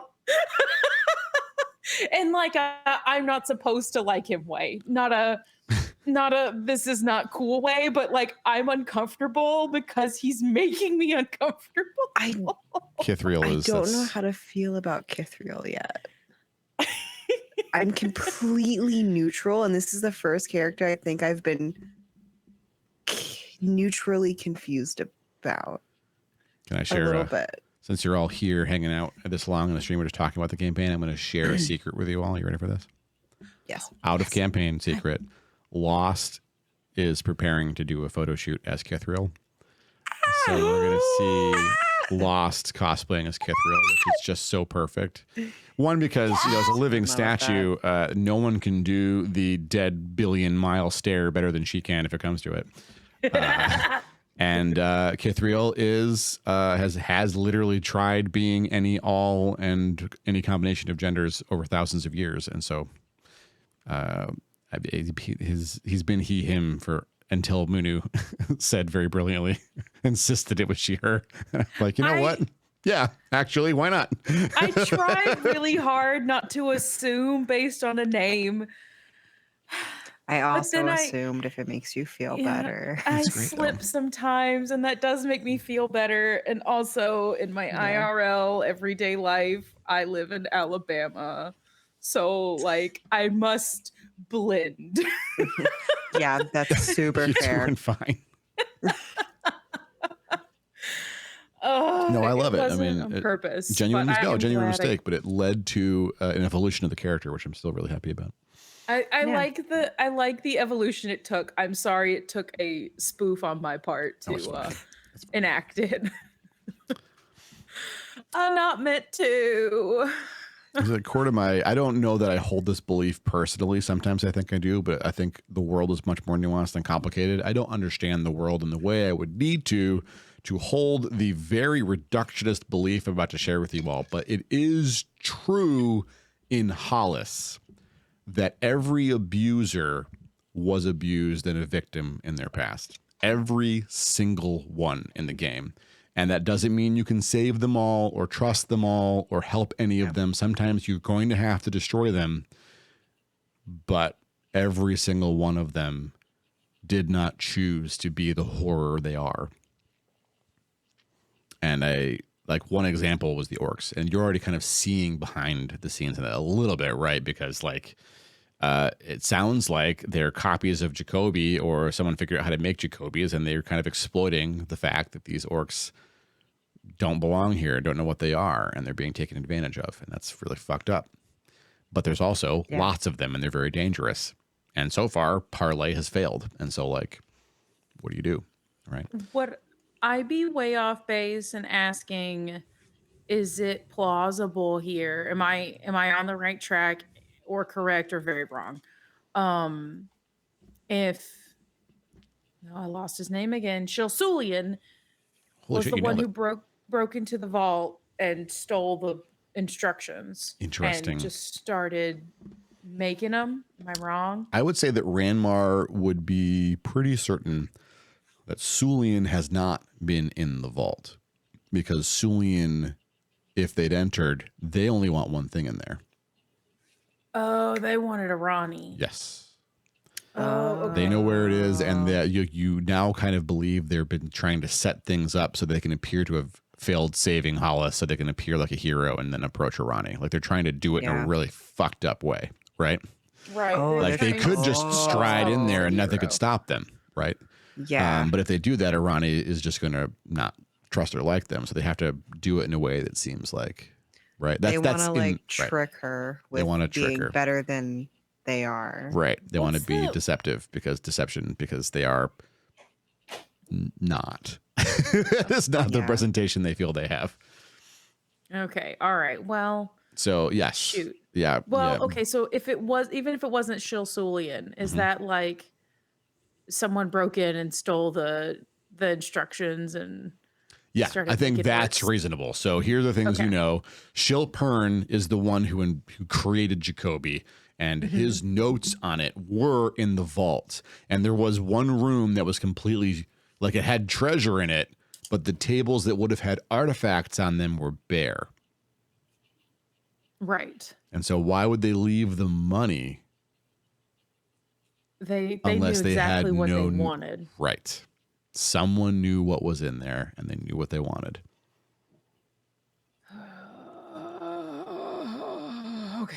Okay. Shit. Okay. Oh, well, at least I wasn't horrifically off base. No. I was pretty off base. I like that you're trying to think of who it might have been. That's smart. I'm trying to think of a lot of things, and I think they're not right. Oh God, what's my computer doing? Oh, okay. Oh, McAfee popped up. It's doing a security scan, but apparently there's a Microsoft update that's breaking a lot of computers. Oh, great. You could look it up, but if you want to turn off auto updates. Oh, I always, always have them screen off. them and turn them. I pull them down every couple of weeks. I usually wait about a week after updates drop to install them for exactly that reason. I don't want shit to break.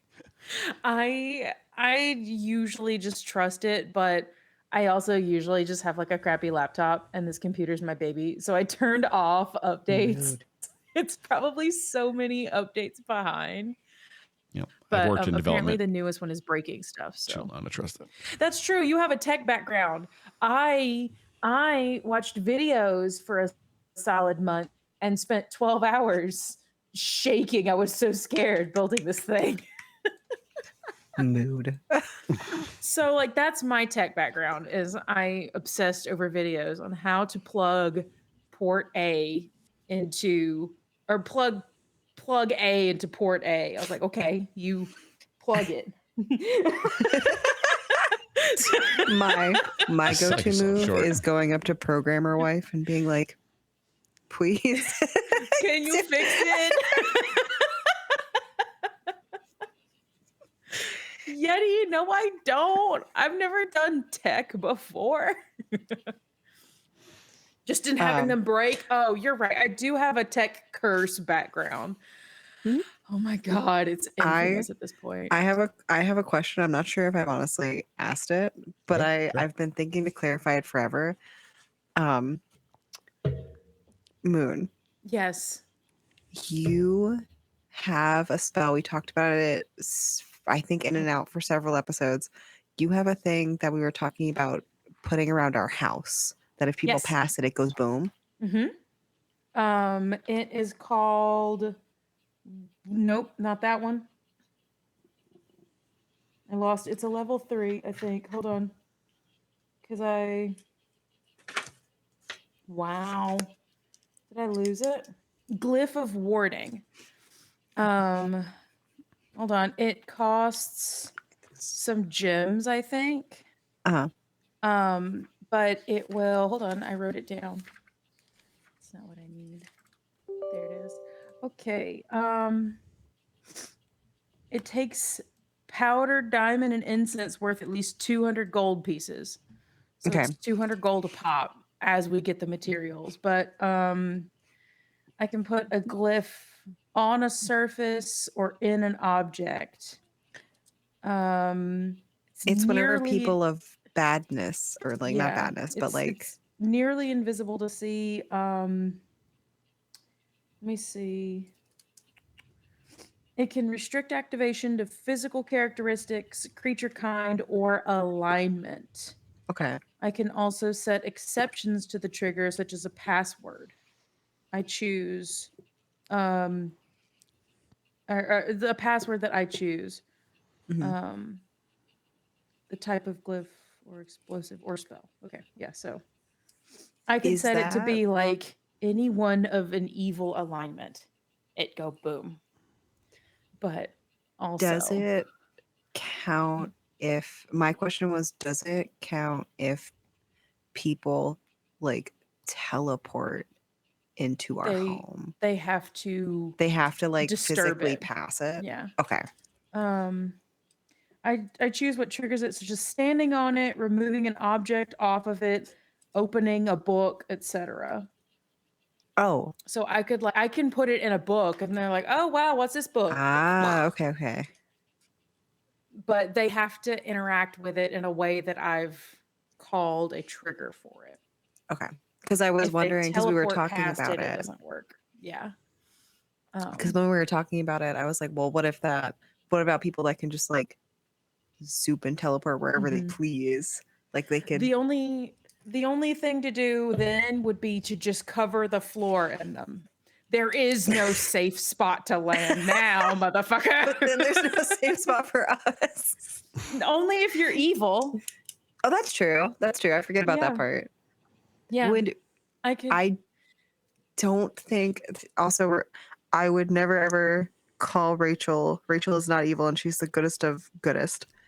But does her being a demon my understanding count? is it's a moral alignment and she is very much not evil. Okay. Now if I said devils and fiends and And demons stuff and like stuff, that. she would set it off. She But would if get I flavor said blasted. Yeah. yeah, she would get flavor Okay. blasted. But if I said evil, she could tap dance on it and be fine, right? Okay. Because she's not evil. She is not evil. Ashtel has the power to detect powerful sources of evil, and a demon princess would 100% qualify as a powerful source of whatever her alignment is. Right. You girl, I'm glad. Yeah, flavor blast is the best. It's okay. I have to admit, I picked it up from Futurama years ago, and I can't stop saying it. It's a really I'm good one. just funniest rewatching things. Futurama literally like currently. I started season 1 like last week with We're on wife. season 2. We watch it. We watch it in the Discord on Wednesdays. We're on season 2. It's so God, good. I love Futurama. I forgot how good it is. Like I've seen Yeah. it piece by piece when I was like younger, but Yeah, it's such a good show. It used to be the thing I would turn on and repeat. Yeah. Like I would finish all. I think it's 9 seasons and start I it think over. it's 12. Is it 12? I Yeah. don't even remember 11 or anymore. 12. And they got it picked up again. And there's It's new coming. ones. Yeah. There's new ones. Yeah. Yeah. God, I'm so excited. I know. But yeah, the glyph of warding is expensive. But I can designate specifically an alignment. Or it'll blow up in anyone's face if they don't like speak the password. That which one sounds riskier. Yeah. You know. But that would Yeah. be something better for like something no one should be messing with, like Yes. opening a chest of loot. No one should be messing with that. Go away. And if they are, then it's not our fault. we need to But know. like, It's not, yeah, it's but not like our fault. someone walking up to the door to knock on it, like as long as they're not evil, they get to be safe. That's also like my fear is that like somebody will come up and knock on the door that will be like it's not going to be Katsky, but like imagine if Katsky came up and like knocked on the door and they got flavor blasted and we were like, what? Like, why did you get flavor blasted? Ranmar does the meme of Homer Simpson just backing up into the bushes. Yeah. Like, I mean, that is a thing to think about, right? There may be residents of Hollice who are assholes, which could qualify them as evil, but they are valuable members of society who in general don't do enough harm to justify being flavor blasted by the heroes. Yeah. But would that be evil? Would that I don't know. The alignment thing is weird to me and I don't pay attention to it. But like, is someone just being an asshole evil? I needed to give it a lot of thought because I wanted Rachel to make sense in 3rd edition terms. And so I needed to really have, and they had a paladin at one point, so I really had to have a precise definition of what detect evil meant when we used it in the way we did back in 2nd and 3rd ed, which was wrong, where you could just detect evil no matter how powerful they were. If they were evil, you knew. And I didn't want Rachel to turn up so that they would be suspicious the entire time, right? Because they just think she's tricky or she's, there are ways to shield your alignment. Yeah. And so it was like, they didn't know what they didn't know. And so the way I define evil in all of my campaign worlds is it is a gradient. The more evil you are, you register as more evil if depending on how much malice you have and how much you enjoy inflicting the most general definition of the word pain you could think about. If you enjoy inflicting pain on someone who doesn't want that pain, you're evil. And the more joy you get from that, or the more pain you inflict to that end, then the bigger the meter is for you. Rachel does not want to cause harm to anybody if she can help it. Yeah. Doesn't derive joy from inflicting pain. She would derive joy from thwomping someone who's caused pain, which I hold is morally different because there's a purpose to doing that. She's not torturing the person who was evil. Torture is evil, right? In my mind, like even someone who like is a career thief isn't necessarily evil unless they're like, haha, that family is poor as fuck. So, watch this. But they're still causing pain to people who don't want it. Right. They might not enjoy it, but they're causing pain. That's part of the function. And so they could be a little evil. It's a little evil to steal things that aren't yours. And if it's someone who is like hungry and you go in and take what little they have to sustain yourself and you didn't enjoy doing it, you feel like shit doing it, you're still not in the right as far as the alignment system is concerned here. But in my head, I'm like, is that evil though? I mean, you're allowed to ask that question, but if you're asking mechanically speaking, I'm telling you the answer is yes. Right. And it's, I mean, think about it. Like if they were a good character and they were about to starve to death, would they steal or would they find literally any other way of doing it? Or would they steal from a bad person? Right. Instead of like an innocent family. Right. They'd try to find a way to do it that still fell within their values. But if they were like, literally lawful good, I think if you've seen the D&D movie, that paladin is such an incredibly good example of a lawful good character. Like the insufferably lawful good person in the party who like their presence makes alignment super important all of a sudden. And they want everybody to do the right thing all the time just for the sake of doing the right thing because it's just what you do. Right. And that's the character such a good example of that. But like if you were that character and you were about to starve, you would allow yourself to continue starving until you had a better path out. Because, you know, if your friend was like, you know, just grab that bread so you don't die, no one's going to know. That character would turn without hesitating and calmly say, I would know. That's the difference. I mean, Okay. he also stole a meal from a fish. I'm just saying. Who stole a meal from a fish? What are you talking about? The paladin D&D. He stole a fish's meal right out of its mouth. It was a cat from an unintelligent animal. In a fish's mouth. What? He stole a meal out of the mouth of another creature. He saved an The intelligent... lines are blurry.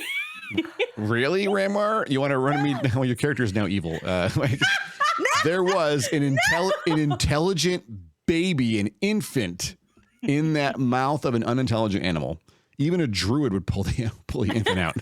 I'm Like, not saying I wouldn't also. You didn't steal a meal. The But fish will be if we're fine. talking stealing meals, he did that. Are you a vegan? Think about what you're taking it to the moral. The moral I'm not edge talking cases about the here. morals of eating meat. I'm saying the If you're trying to paladin protect the took a fish meal and you're from asserting that somebody taking a else. baby out of a fish's mouth is equivalent to stealing food, that's weird. To the fish, it was. The fish has no consideration at all. The fish is int one. It doesn't think. It doesn't feel. It doesn't feel property. It doesn't feel anything. It just like it eats because it has like a, you know, its limbic system tells it to go and close its mouth. Like fishes, how fish eat in the water, they just go and swim, and they hope shit goes in there. That's what you're comparing the baby to. I'm Right? not comparing the baby to the fish. You stole the baby from the fish's mouth. That was the fish's meal. The fish's meal was a baby. You cannot separate the fact that the meal was a baby from the meal itself. The meal was a baby. It was an intelligent infant. It was a baby. I'm not saying that I wouldn't also. I'm saying there are There's literally shenanigans no that I ambiguity could there. bring up. No, you're just flatly wrong. So sorry. Right, justice for the fish. Thank you, Echo. For Echo Reginald. watched the Justice movie for with me. Reginald. Finnegan, you're screwed. Ranmar just I didn't signed your bill of know. death. It doesn't matter. It doesn't matter. You ate the fish. I mean, if we're worried about stealing babies out of fish's mouths because that was the fish's meal, then you eating a fish is horrible. Is murder. It's cannibalism. But I was trying to be friend with Glitzy. Yeah, and then you did it bad. Spritzy was You the did one Spritzy. you. it- you did it bad. Spritzy. Spritzy gave you the thing, and then I think Glitzy was Was the one that who- came back. You did it bad. Yeah, Yeah. and was mad about Reginald. Yeah. Yeah. And I guess think according to the testament of Ranmar, you did. You did it bad. That means Glitzy, the paladin, Nixie, is going to have to come and womp you. Oh my god! You'll be None of this is swimming what I through. said. No, I don't want to die by a fish logical or by a conclusion sprite. I did my best to make a case for you, Finn, but apparently. Oh, it was funny. I love that it sounded like you knew exactly what was going on, Finn. Oh, yeah, it was incredible. Great. 10 out of 10. I thought With the you were fish? playing along until it took me a minute to realize you had no No. idea. I didn't know. Well, It was That's the reality. amazing. I don't mean to be deceptive, but sometimes Finnegan is not fully caught up to what is currently happening. Sometimes it's just going right over his little head. He's probably just paranoid and checking out something else in the environment besides what's currently going on. What's in that bush over there? Is it gonna eat us? I need to reel back Finnegan's paranoia a little bit. It's getting out of hand, just a tiny bit. I feel paranoid with every character. No, if you rein back your paranoia, it becomes how evident Ranmar's is. Ranmar's carrying so much bad shit in their bag right now, in the bag of holding. There's so many bad and scary things, and if you stop being paranoid, the spotlight may turn on Ranmar. No. I mean, it may be in Finnegan's trauma area that will probably get discussed at some point, but I feel like one of these characters, I'm so scared to let a character too close and then that be the character that's the secret little has been listening to everything we said and is reporting back to somebody for some reason That's that the spy. we don't know.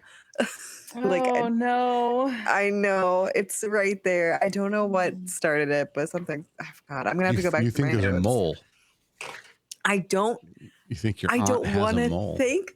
That's what I. Yes, that's what ultimately Finnegan would think, is that she's got other strings being pulled, because didn't we just learn that she like sold my soul? Like, Yeah. isn't that Your She like? aunt did. did, yep. That's correct. Yep. Your Yeah. aunt killed your parents and sold your soul.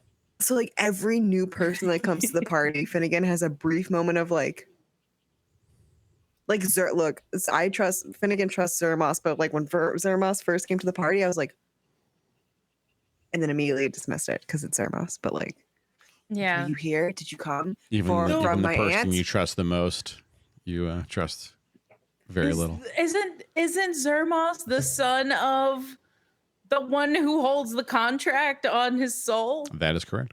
Yep. Yes. Yep. Great. Okay. Just So, making like, sure. I trust Zermos though. Out of the people that Finnegan trusts, Zermos is fine now. Would it make you at all happy to know? Because I know there's so many spells, and Ramar doesn't carry it ready all the time. But there is a spell that exists called Zone of Truth that forces things inside to tell the truth if they fail the save. But even if they fail the save and start lying, I know that That's they're cool. lying. But if they make the save, I know they made it and they can lie. But if they fail it, they have to tell the truth. That's they can really choose cool. not to speak, but that's as giveaway too. as yeah. So what level is that now? Huh? What level is that now? 2. Okay. I feel like this would be a situation Oh God. where all of a sudden we're all in a room and it's time to have the big feel moment, and then we cast Zone of Truth and everyone has to This is the truth circle. Damn it.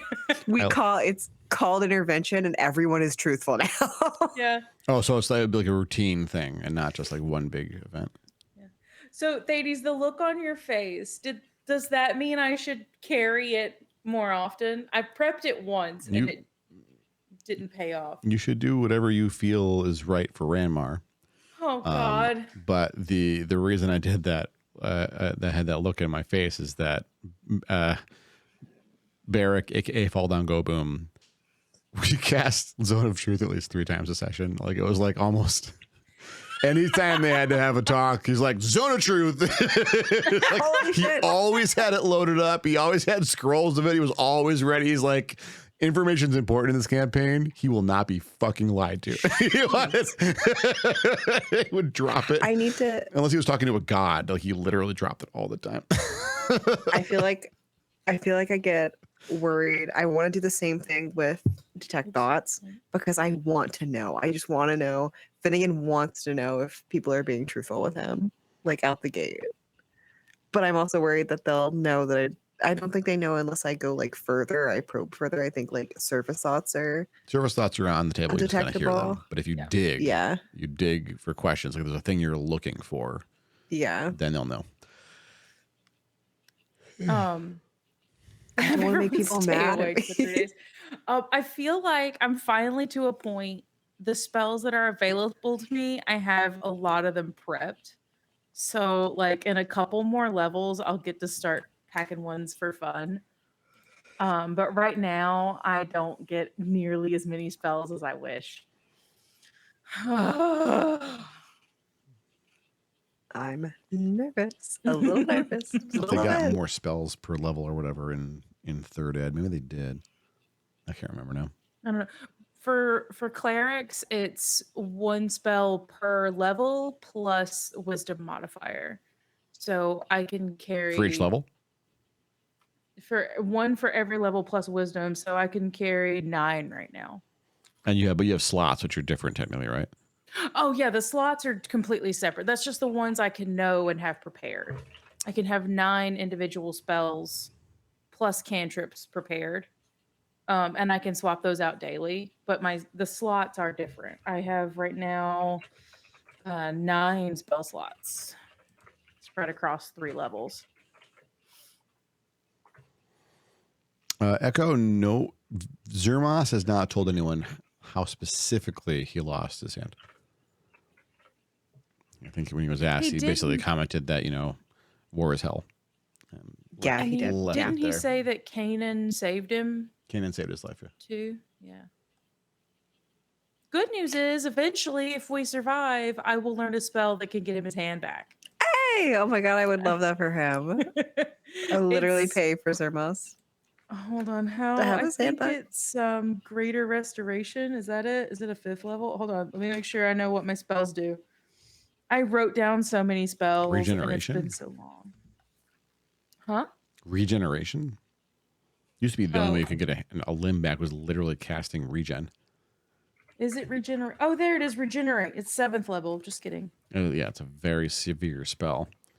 Yeah, it's why I knew it was a high one. Zermos is consigned to just not having that hand, and why the cleric that you ran into in that little hamlet near the Snow Witch doesn't seem bothered at all, because he knows he'll eventually get back to high command and they'll give him his arm back. So. Yeah. Different resources, different privilege. Privilege is also a thing, right? So. Yeah. So it's not always permanent. Correct. It could be fixed, but there's kind of a lot of stuff that we would consider permanent in our world that's just not necessarily permanent in D&D, like death, for instance. Right? Yeah. I'm scared. I'm so scared. You can cast Revivify now, right? Uh-huh. Okay. And I sure do have it ready. That's good. Come up. I don't know that I'm ever letting that go. Mm-hmm. I kept Spare the Dying and as a cantrip, and Revivify is prepped at all times. But I only have enough gems to cast it twice. Ladies, please don't do evil with that information. If anything, it helps me not do too much evil. Not do too much. Okay, thank you. I bought all the diamonds you said were available, 650 gold pieces worth, and I was like, those are mine. DM days. Yeah. So many gems. I'm so scared. The only way to get more of the story echo is if one of the characters digs into Zermos and gets him to talk, I guess. But that did get me thinking. Certainly will. Not to spoil it, but spoiler for me. There, Finnegan / Quinn saying he was really mad at the at Weejas for how the hermit is being treated, more or less, in their role, and there are reasons, and I can't talk about those because they tie into what amounts to the core theme of the entire campaign. Like, there are a lot of parties involved, and they all want different things. All of them that are involved want a different outcome, and they don't always align, right? And so what the question you want to keep asking is, well, what does Bacab want? You think Bacab wants to know, because that's his whole thing. So that seems like a satisfying answer. That's probably why Bacab is somehow involved in the story. It's why Ranmar is in it, and why Ranmar has such high-profile support from a planetar who's like breaking decorum to like literally talk to Ranmar and their party. Right? It's big secrets, and I'm for some reason the one who has to learn them. Yeah. Why Ranmar? Well, I mean, maybe because you're a warden, or maybe like that's the link. Just coincidence, maybe. What does Cheldenoth want? No one knows. Oh, I'm excited about that one. What does Kithriel want? Singled out Finn. No one knows. Cheldenoth has singled out Finn. Well, also the wardens are a Illithid prophecy, right? Oh, that's right. It's an Illithid book that prophesied them. That's right. Yeah, you're right. It wasn't the shill. And why is the last walking Illithid, and Finnegan is the warden who's like called the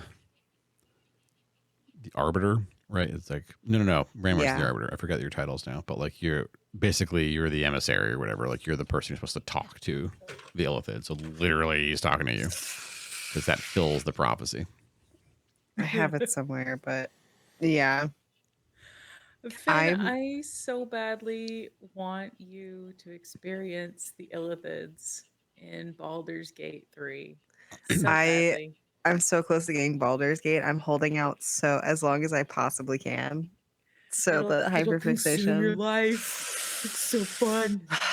I'll probably end up picking it up in the next month or so That's fair. because it seems too amazing. Yeah, like it just seems. I don't know. It's really fun.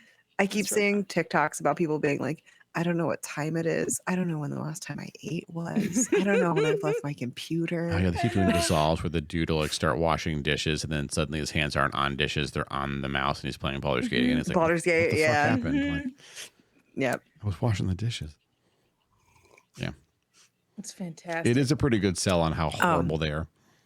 I don't want to get too spoilery about Baldur's Gate, but Wife did something that I think you both would highly appreciate. If it's what I think it is, yes. Is it becoming something? I've seen that. I do not appreciate, but I've seen. I know what you're talking about, and I've seen it. Hold on. Let me just real quick. Hold Don't on. be afraid of gotta spoiling be- me. I don't care. We do have to be very careful. Echo. I know, I has don't wanna just spoil got people. Oh, the they're game. folks. Yeah, I'm sorry. Folks. I don't want to spoil people in chat. I mean, it seems like, from my point of view, that what I've seen at Baldur's Gate is it does sell just how comically horrific mind flayers traditionally are. Uh-huh. But And you I'm get gonna to see a spoil it in our nautiloid, D&D which I'm chat. pretty sure is what you keep describing, ladies. oh, what? A nautiloid? That's what Wife The asked ship? about. Oh, the ship. ships, yeah. Yes. Yeah. That's what they call it in the thing. I put it in spoiler in the D&D chat. The little spoiler is about Baldur's Gate. If Farji's also chilling and listening, if you don't Oh, okay. want to It's know about in Baldur's Gate. our Yes. Discord times. I need to see if I can find. There's one particular TikTok that I laughed so hard at. It was more of a shriek. I need to send that. And Oh, is it? I think I spelled it wrong, but I think I'll get it. See if I can find it, but I won't try to find it now. But I need to remember to do it. Okay. Ugh, don't do that. God damn it. It's really funny. It's almost like they don't fucking understand. I didn't also. I think it's like the beginning scene of the game, but I didn't know that's how mind flayers worked with the, like putting the little Mhm. deuter. Did not know. I thought they did it. I thought they like tentacled in to No, there's your a brain. Oh, no, they tadpole you. Yeah. yeah. It's like Oh, like a xenomorph. That's I- worse. I I thought know. I would rather tentacles reach into my brain than having a tadpole. I know. I wasn't expecting it, and as many settings and like accessibility options the beginning or like the settings have in the game, I was a little upset they didn't put like if you would like a content warning for the first 30 seconds. That was click here. rough. Literally why I didn't Why? want to play when I first saw this. That's the first thing they throw in your face when they were advertising the game years ago. And I'm like, okay, I'm not playing that. Thanks. Yeah. It was like it didn't get me, but I'm also not super squeamish and Ugh. that doesn't bother me. But like when I started it on stream, I was like, everybody listen to me. It's very Yeah. Something is about to happen. it'd be really awful. Yeah. Yeah, it's just like there's a lot about Baldur's Gate 3 I find appealing, except the core thing they do to the player at the start of the game. I would never do that to my player. That's like the most I ever did to a player to tie them in with something physical to their body was they all woke up in the same cell with a tattoo that they didn't know how they got it. And they didn't know each other, but they all had the same tattoo. That's cool. So That's that- really cool. They had to figure out where the tattoo came from, what it meant and stuff. And that was a Speaking fun of campaign. tattoos, I'm sorry, I'm kind of switching the subject. Fine. I started looking up magic items in D&D just because I don't know, like I've never gotten far enough in a campaign Sure. to where like they would reasonably exist. Like a level 2 is not going to find this cool magical item, right? Right. So I started looking up magical items. There are tattoos that give you like a spell or an ability, and I was like, Oh, yeah, that's Red Wizard shit. like supernatural style of like keep the demons out tattoo. Like that level. I mean, I think you could make them look like whatever you wanted, but it was like, this spell serves as a life ward, basically, Whoa, or yeah. this spell will let you cast firebolt is a cantrip, whatever. Like it was. I don't remember specifics. I wrote them down because I was like, this That's is cool, what I though. want, and I need to Yeah. remember what these are. But I left them at my desk. But Is there? there's a lot of really cool official magic items out there I didn't know existed. Hell's yeah. It's exciting. I know, right?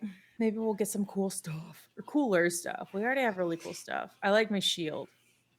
Keeps me safe. I need to, next time we do things, your bard needs to look at what I'm actually wearing as far as safety. What is your I AC? need I to- can't remember. My what Dad, what's that face for? What's you doing over there? I'm excited to hear. You My went into AC is- battle just wearing like a shirt and leggings. You were like, let's go. I thought that's what I had to do. My armor class is 17. Okay, That's fine. okay.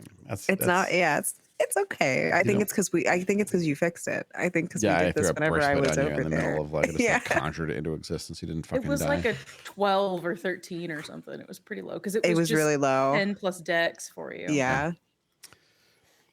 I also don't know what this means, but I have a little broken heart and then a dash Rachel on my sheet. And I don't know what that means. Is that from when you were temporarily mezzed? Like you? That's exactly what that is. You fell into Oh. her sway briefly, and we're trying to deal with it. I think that's why it's a broken heart, because I think I fell out of it. And I was like, I need to know where where I stand with making saves with Gotcha. with Rachel attraction. That makes so much more sense now. I have to start killing Can I party members. ask? Oh, sorry. Go ahead. No, you. I was gonna ask, like, okay, I know we were talking after stream that like it's been a while since we've had combat, and I don't remember shit, but like Ramar would, right? So like in terms of who to prioritize for safeties in a fight, we did. I'm sorry, Finn, but it sounds like you're the squishiest. Is that I am correct? squishy. Okay. I think I might be a squishy. You should also never be in melee. Like that's what you want Yeah. to do. Me? Yes. Should I not? You have a frontline bruiser, and while Esmeralda's not very well armored for melee, she's still got fighter levels of hit points, and so like she can be ranged. But if she had to get toe to toe, she wouldn't die immediately. She could take a couple of hits. That's not true for you. What hit points do we have? Is that something I can ask? Yeah. Okay. Like what do you have, and what are your max hit points? So I feel like 33. Okay. Yeah. Oh. Why? Yeah, you're fucking squishy. What am I? Wait, okay. I feel like I've been doing okay lately. Or like I feel like I've been doing okay in combat, but what am I supposed to be doing in combat if I'm so squishy? Don't get face to face with anything that can hit you punchy or with a weapon. Like You have Okay. you have a bow and arrow. You have a whip, which is kind of I ranged. have you I have spells. spells. Okay. mhm. Okay. What's I don't know if Fraggie's watching.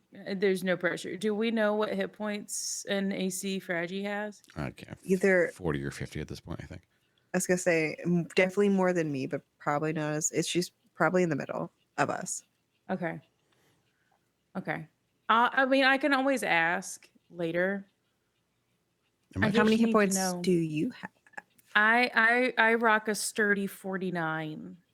Dang, yeah, hell's Um, yeah. I'm Clerics. relatively strong. If you're running a party of a single class and you don't know what you're going for, just all be clerics. It's usually the best way to go. Maybe one fighter, but like, or all, I've seen all so fighters can make many videos of like, you want to piss your DM off? Be 5 clerics.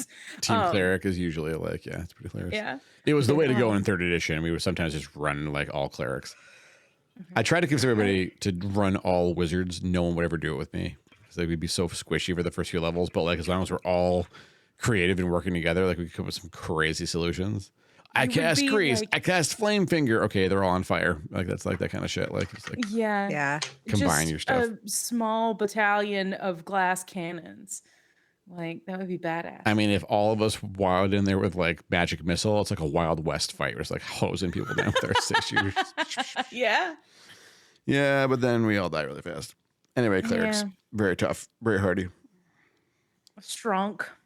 It helps that I picked Hill Dwarf. I'm really glad I did that. I picked it before I realized how perfect it was for a cleric. There's got to still be like a war cleric archetype, right? Where you do a lot of physical shit and have like support spells I for think, that. yeah, there's the war domain and there's like a forge domain that are more geared towards melee combat, bolstered with magic. I'm very much a magic damage. I also carry a hammer. But If required. like I do have a question just so I don't panic in the moment because this is something I've been worried about. So like Esme's big, but she's fast, right? So she could like outrun if something was coming at her with melee and she had to, she could outrun it. Yeah. Finn is also small and slow like me. Right. Finn is smaller and should weigh like less than 50 pounds. If it was bad and Finn, you accidentally got something in your face making you have a bad day, can I like yoink Finn out of there and be a meat shield at least temporarily? Is that possible? If Finn's okay with you picking him up, yeah. Anybody can upseas me. Okay. It would only be to save your ass. I would not do it for random moments. I think that would be fucking hilarious if you were just like, nope, just like, come here, Bard. We're getting out of here. You weigh less than a bag of dog food. What do you want I'm from so me? small. That's Well, So little. actually, there is a Bradley Cooper cameos as a halfling in the D&D movie. And so it was it's actually like exactly like you get to see the Ashdale proxy having a conversation with the Finnegan size proxy. And it is a I'm so excited to watch it. telling scene. The It's halflings really good were visually. so good. I'm I so loved excited them. to watch it. I I wanna haven't got to watch watch it it again. yet. I want to watch I'm it again. It's really good. It's excited. on Prime now. It was really good. Watch it again. That's what we're gonna watch it on. Yeah. Okay. I just wanted to be sure like there was an exit strategy if poor squishy Finn had a bad That's time. fair. You can totally yoink me whenever. Ranmar will be like, please don't be mad. Yoink. I think Finn is helpful for conversations and fights. I am helpful from a distance, and then the moment somebody steps in my face, it's just like a small thing looks up and it's just like, oh, Oh yeah.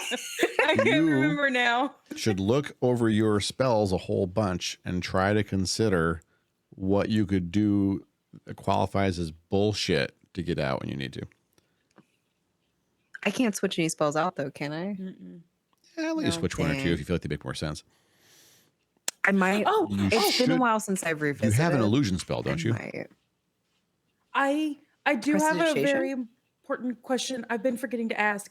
My brain pooped and I forgot to share the books that give different spells to Finn and Esme. If I share those books, would you let them swap out if they see something they're like, mean, they holy shit, can, I but wish that I adds- had that? Yeah, that's fine, but that's going to add more complexity. Quinn's still very new, but like I think you have know. minor image or major image, right? Now I do. Yes, that's the most Mhm. recent one I got. You I haven't need got to use it I would yet. literally watch YouTube videos on being creative with those spells. Just like watch what people talk about. That makes sense. Because like that's going to change your entire approach, but basically to everything, but especially combat. Okay. Like the 'Cause I, like- absolute horseshit I've seen illusionists pull in fights is like, literally we try to talk about it. Like I turn the corner, I run down the hallway. I'm going to put Yeah, an illusory door on the left and then an illusory Yeah. not door where I'm going. And they run through the door and they switch the doors basically. Or they That's put what I a wanna false do. end to the hallway and hide behind the false wall and the guards run by. It's like, well, they're not down there and they keep running. So it's like, Yeah. That would be really cool. you make 6 know. duplicates of yourself with different spell casts and they run all over the place. And like, what are they going to do? Like, it's like mirror image, but Yeah. it's much more effective. Yeah. I'm very excited. I don't think we've had a fight episode No, you're about to. since but, we've gotten it. Yeah, So- it's been a while. We've had so much so much dialogue and so many bad things to worry about. Wait, I just realized I have a question about the Cheldenov. Since I'm looking over my spells, you told me that I have one free detect thoughts cast a day, Yes. so I can talk to Cheldenov. Does that mean it's one It's free not to talk to cast Cheldenov. a day? You can't That detect was the thoughts to talk to question. Cheldenov. You just That was my question. oh yeah, they're not connected at all. Okay, so it's But- not one free detect Cheldenov. Like it's not like a You might thing to, use like- detect thoughts to try and see if Cheldenov's around. That's a use for detect thoughts for you. gotcha. Have you considered that maybe Cheldenov is detecting thoughts you? Yes, In which I case, how would you think he's in my communicate with the brain. being? I would just think it. Shit. Just be like, Sheldon! Shit. I could. There you go. I think that's what I'm gonna mark that down to do next episode. Granted we're not in like a super battle scene the whole time, Yeah. but I think I actually need to reach out to Cheltenov for some reason. I haven't written down my notes on the to do, but Morbid I remember- curiosity. Everyone wants you to make out with the tentacle creature. Don't do that, by the way. not gonna. I can't make out with Cheltenov, y'all. There's too many. We've already played around with it with a dragon. I can't do it with a You a mind can't flayer either. bard that hard. Yeah, I can't. Yeah, That's barding too hard. There's a lot of other possible Barding ships in the too game. hard. You haven't even met them all. Don't worry. I'm excited about that. Oh. I mean, the Quellan. I- You met a whole bunch of folks in the Quellan. We did. And I Ranmar can talk to the queen You can. telepathically 2 minutes. Oh, So like we have quick communication, yeah. and Fraggy can send Monty in there at any point too. Yeah. And because of the channel points, they can communicate telepathically. Sick. Wait, when do I get that thing? Wait. Please don't cast sending into the Quellan. Don't do that. No. I think it's either 6th level or 8th level. I get detect thoughts and I can turn it into a command spell. Oh my once a god, day. that's sick. Or it may not be once a day, but it's gonna be so cool. I'm trying to go back. I keep trying to bubble questions in my notes to ask for later.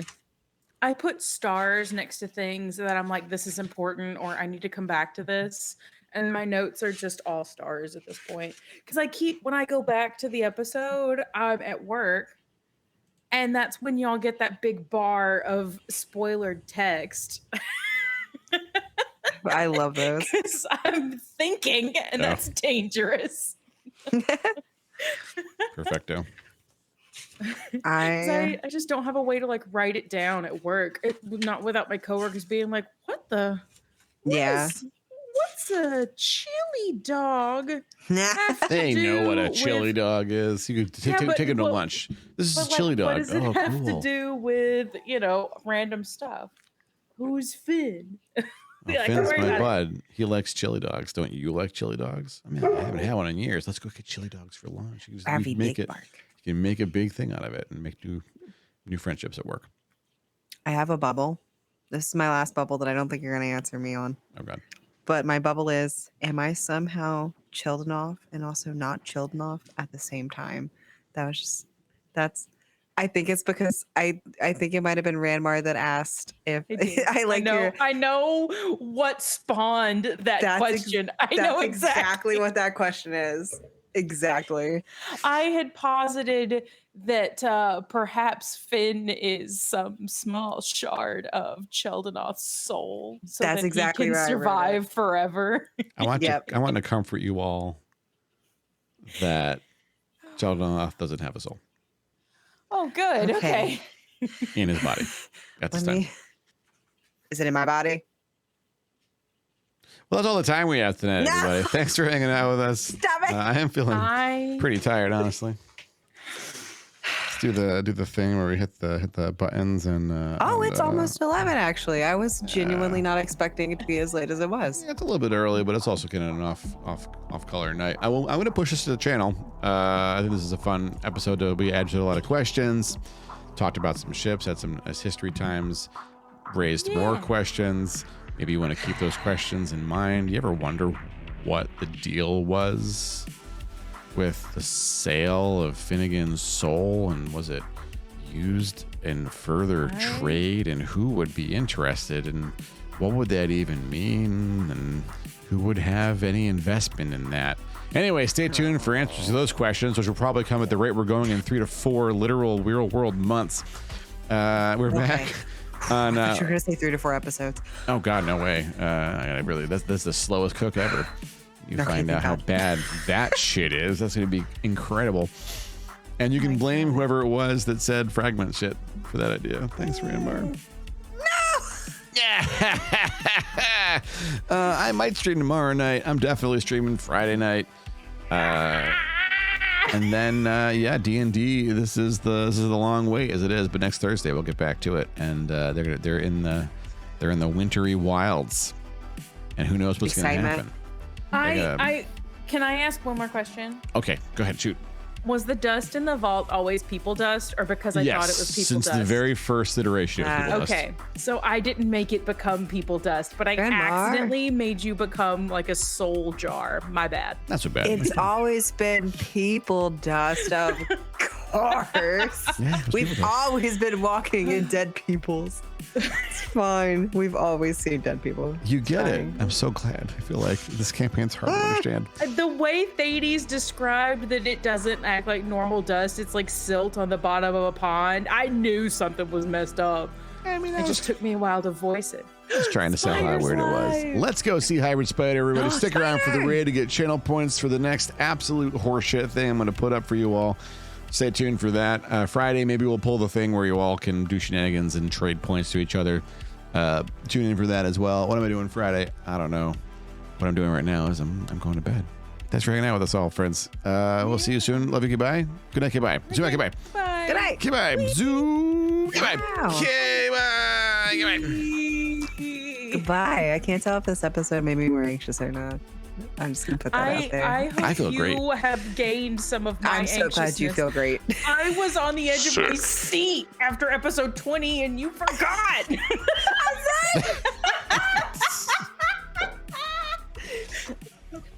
Suffer with me.